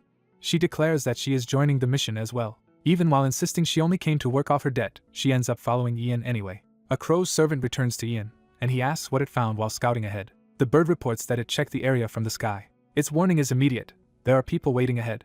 Ian stiffens at the implication that others reach the graveyard first. The knight instantly recognizes that this complicates everything. From cover, she spots a camp outside the site and confirms the intruders are gathered there. Judging by the number of tents, she estimates roughly 40 people are present. Ian concludes they are grave robbers and worse, organized enough to have inside information. Lucy responds to the discovery with reckless enthusiasm and wants to charge them. She insists they should attack, but the knight points out they are hopelessly outnumbered. When Lucy presses her, the knight bluntly says rushing in would be suicide. Embarrassed and irritated, the knight reminds her that she is only human, not some invincible hero. Lucy turns to Ian instead, expecting him to produce a better answer. Ian thinks it over while his familiar waits on his shoulder. He admits he could try a large-scale spell, but the idea clearly carries risks. The knight immediately suspects he is about to attempt another absurdly dangerous form of magic. Instead, Ian asks whether they are near the Tarian graveyard and says an old legend gives him another option. Smiling to himself, he decides that frightening the robbers will be enough. Night falls over the mausoleum as his plan moves into place. Outside, the robbers grow restless because nothing has emerged from the tomb. One of them notices movement among the others and starts to pay attention. He finds a companion crouched on the ground doing something strange. The man explains that he is drawing holy symbols as protection. He says the marks are a charm meant to keep ghosts away, revealing how uneasy the whole crew has become. Even he admits he has a bad feeling about this job. As they talk, they recall the local rumor that the first Baron Tarian was entangled with the Fairy Queen. A sudden disturbance in the night interrupts the conversation. The robbers sense something unnatural and begin to panic. One of them tries to call out, but fear is already taking hold. A dark, glowing presence spreads across the ground, and they can only stare at it in confusion. Hidden nearby, Ian quietly names the source of the phenomenon, Shadow. He commands the darkness to rise, and it swells into a towering ghost-like form. The robbers freeze as the apparition manifests inside Ian's magical domain. The shadow spirit looms over the camp, enormous and unmistakably supernatural. Terror breaks their nerve, and they cling to each other while screaming that a ghost has appeared. Even the men holding torches can only gape as the thing keeps moving. Ian drives the illusion further by declaring it Baron Tarian himself, sending the robbers fleeing in total panic. As the camp collapses into chaos, the men beg for mercy and run for their lives, convinced the dead Baron has returned from the grave. Under the moonlight, someone desperately begs for divine mercy. A man realizes with overwhelming relief that he is still alive. That hope collapses when a blade is pressed against his throat. A female knight coldly offers him a choice between surrendering the hidden culprit and dying, forcing him into panicked pleading. Terrified, he insists he has no idea who the mage inside him even is. Before she can press further, the knight recognizes Ian's arrival. She points him toward the breached entrance and identifies the target as a mage hiding within. Ian and his companions arrive, with Ian immediately focusing on the mention of a mage. Their attention is cut short when an explosion erupts from inside the structure. Amid the blast and smoke, an older man coughs his way out alive. He steadies himself before the shattered doors, relieved that breaking through the barrier was easier than expected. The survivor is revealed as Lion Kate, a mage from the Imperial Magic University. Seeing the wreckage, Lion notes that the Fairy Queen's barrier was meant to keep everyone out, though he had not expected it to be this troublesome. When he looks around, he realizes the person he was tracking has already vanished. He recalls that the fugitive had promised to find another route, and wonders if that plan succeeded. A sudden unfamiliar energy brushes past him, making him suspect something dangerous nearby. Before he can investigate, someone calls out to him from behind. Mud Baron, an illegitimate member of the Dibble family, approaches and asks whether the mission succeeded. Lion ignores the pleasantries and warns that a serious problem has appeared. He bluntly reveals that intruders have entered. Those intruders are Ian and his group, now advancing together into the underground area. The story shifts to explain that Lion had once taught at Dranheim Magic University. Although he was unsuited to teaching, the university gave him the research environment he wanted. Even so, he longed for a more adventurous life and dreamed of becoming a legendary mage through a grand journey. Frustrated with a stagnant academic life, he yearned to abandon his work and step into a new world. That desire sharpened when he overheard that some young nobles were about to stir up trouble. The rumor involved the Lord of Inquiry, who was secretly tied to the Dibble family's hidden heir. Lion learns that the true identity behind the affair is the Dibble family's troublesome child. When he asks whether beer is involved, he is clearly listening in on a conversation that has caught his interest. He discovers the real objective. They intend to recover a treasure left behind by the late Baron of Talon. After one of them joins the guest magic gildan, a chance opens for Lion to involve himself in the expedition. The mention of a magic sword waiting at the end of the adventure instantly hooks him. His excitement boils over, and he becomes openly desperate to see that sword for himself. Unable to resist, Lion immediately goes to Mud Baron and secures his cooperation. That backstory catches up to the present, returning to the ruined entrance. Back in the chamber, Mud Baron asks what Lion means by intruders, and Lion clarifies that these are no ordinary trespassers. He shouts the real danger at last. The intruders are mages. That revelation sums up the predicament Lion now finds himself trapped in. Meanwhile, Ian's party continues deeper into the dark underground passage. Bernica grows uneasy in the oppressive space, while the knight warns everyone to watch their footing because anything could be lurking below.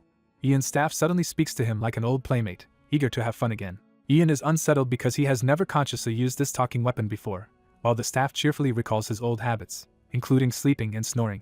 A brief memory confirms that Ian really did snore, embarrassing him as the staff keeps teasing him. Their banter is broken when Bernica screams and grabs Ian in terror. She insists something is down the corridor, while Ian first assumes it might only be grave robbers. Still shaking, Bernica insists what she saw was not human but a monster. Her panic spreads through the group as the idea of a monster suddenly dominates the moment. The knight dismisses the fear with a smirk, suggesting they are all just rattled from being underground. When Bernica asks what the creature was, the knight casually identifies it as a fairy and explains that such beings enjoy mimicking human voices. With the mystery solved, Bernica and the others finally understand what frightened them. A disembodied voice leaves the young mage reeling when he realizes someone is speaking to him directly. He quickly dismisses it as an echo, trying to steady himself in front of his companions. But the voice keeps rambling with childish malice, amused by human fear and eager to make someone else scream. He realizes ordinary science may not explain this world and starts reconsidering what he is hearing. When the others insist the sound does not belong to any fairy, he understands this is something stranger. Testing a theory, he treats the phenomenon as wind itself carrying a will. That insight triggers a new magical breakthrough for him. He acquires atmospheric magic, specifically the ability to manipulate sound through air vibrations. The others begin to grasp that the so-called mystery may truly be tied to the wind. He immediately uses his new spell to halt the transmission of the voice. The hidden speaker protests, annoyed that he has interfered and demanding to know why. Its irritation confirms he has found the right method. He pushes further and challenges the unseen presence to reveal itself. The voice eagerly accepts, treating the confrontation like a game. He answers by unleashing sound back into the space.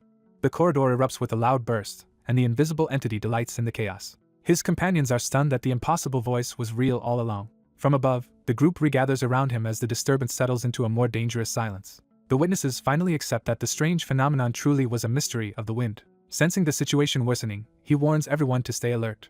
He detects hostile presences approaching and prepares the group for an attack. A new spell answers from the darkness as someone invokes earth magic and shakes the corridor. He immediately suspects the intruder is the mage who entered earlier. He counters at once, commanding the earth to become still and cutting off the tremor. Footsteps emerge through the settling dust, revealing the enemy at last. An older mage appears with armed men and recognizes that the boy is unusually skilled with magic. The young mage is caught off guard by the old man's identity, and the familiar-looking figure behind him. The old man tests him by asking if he is a geomancer, and he denies it despite having stopped the spell. Instead of explaining himself, he demands to know who this man is. The stranger introduces himself as Enlion, a mage from Grand Frisia. The boy answers with his full name and status, declaring himself the mage Ian Elidus Raven. The name Elidus shocks Enlion into immediate recognition. When Enlion asks if he belongs to the famed fire mage Elidus, Ian confirms she is his master. Enlion reveals he had only heard rumors that Elidus had taken a disciple. He is even more astonished that this disciple has appeared here of all places.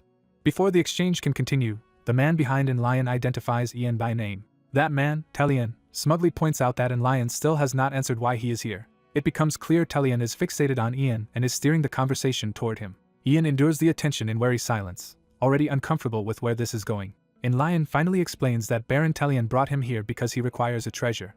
Ian responds by summoning the wind again, preparing to act before they can press their advantage. He calls out Berenka's name, signaling his ally at the critical moment. Berenka lunges in immediately, launching an attack that throws the confrontation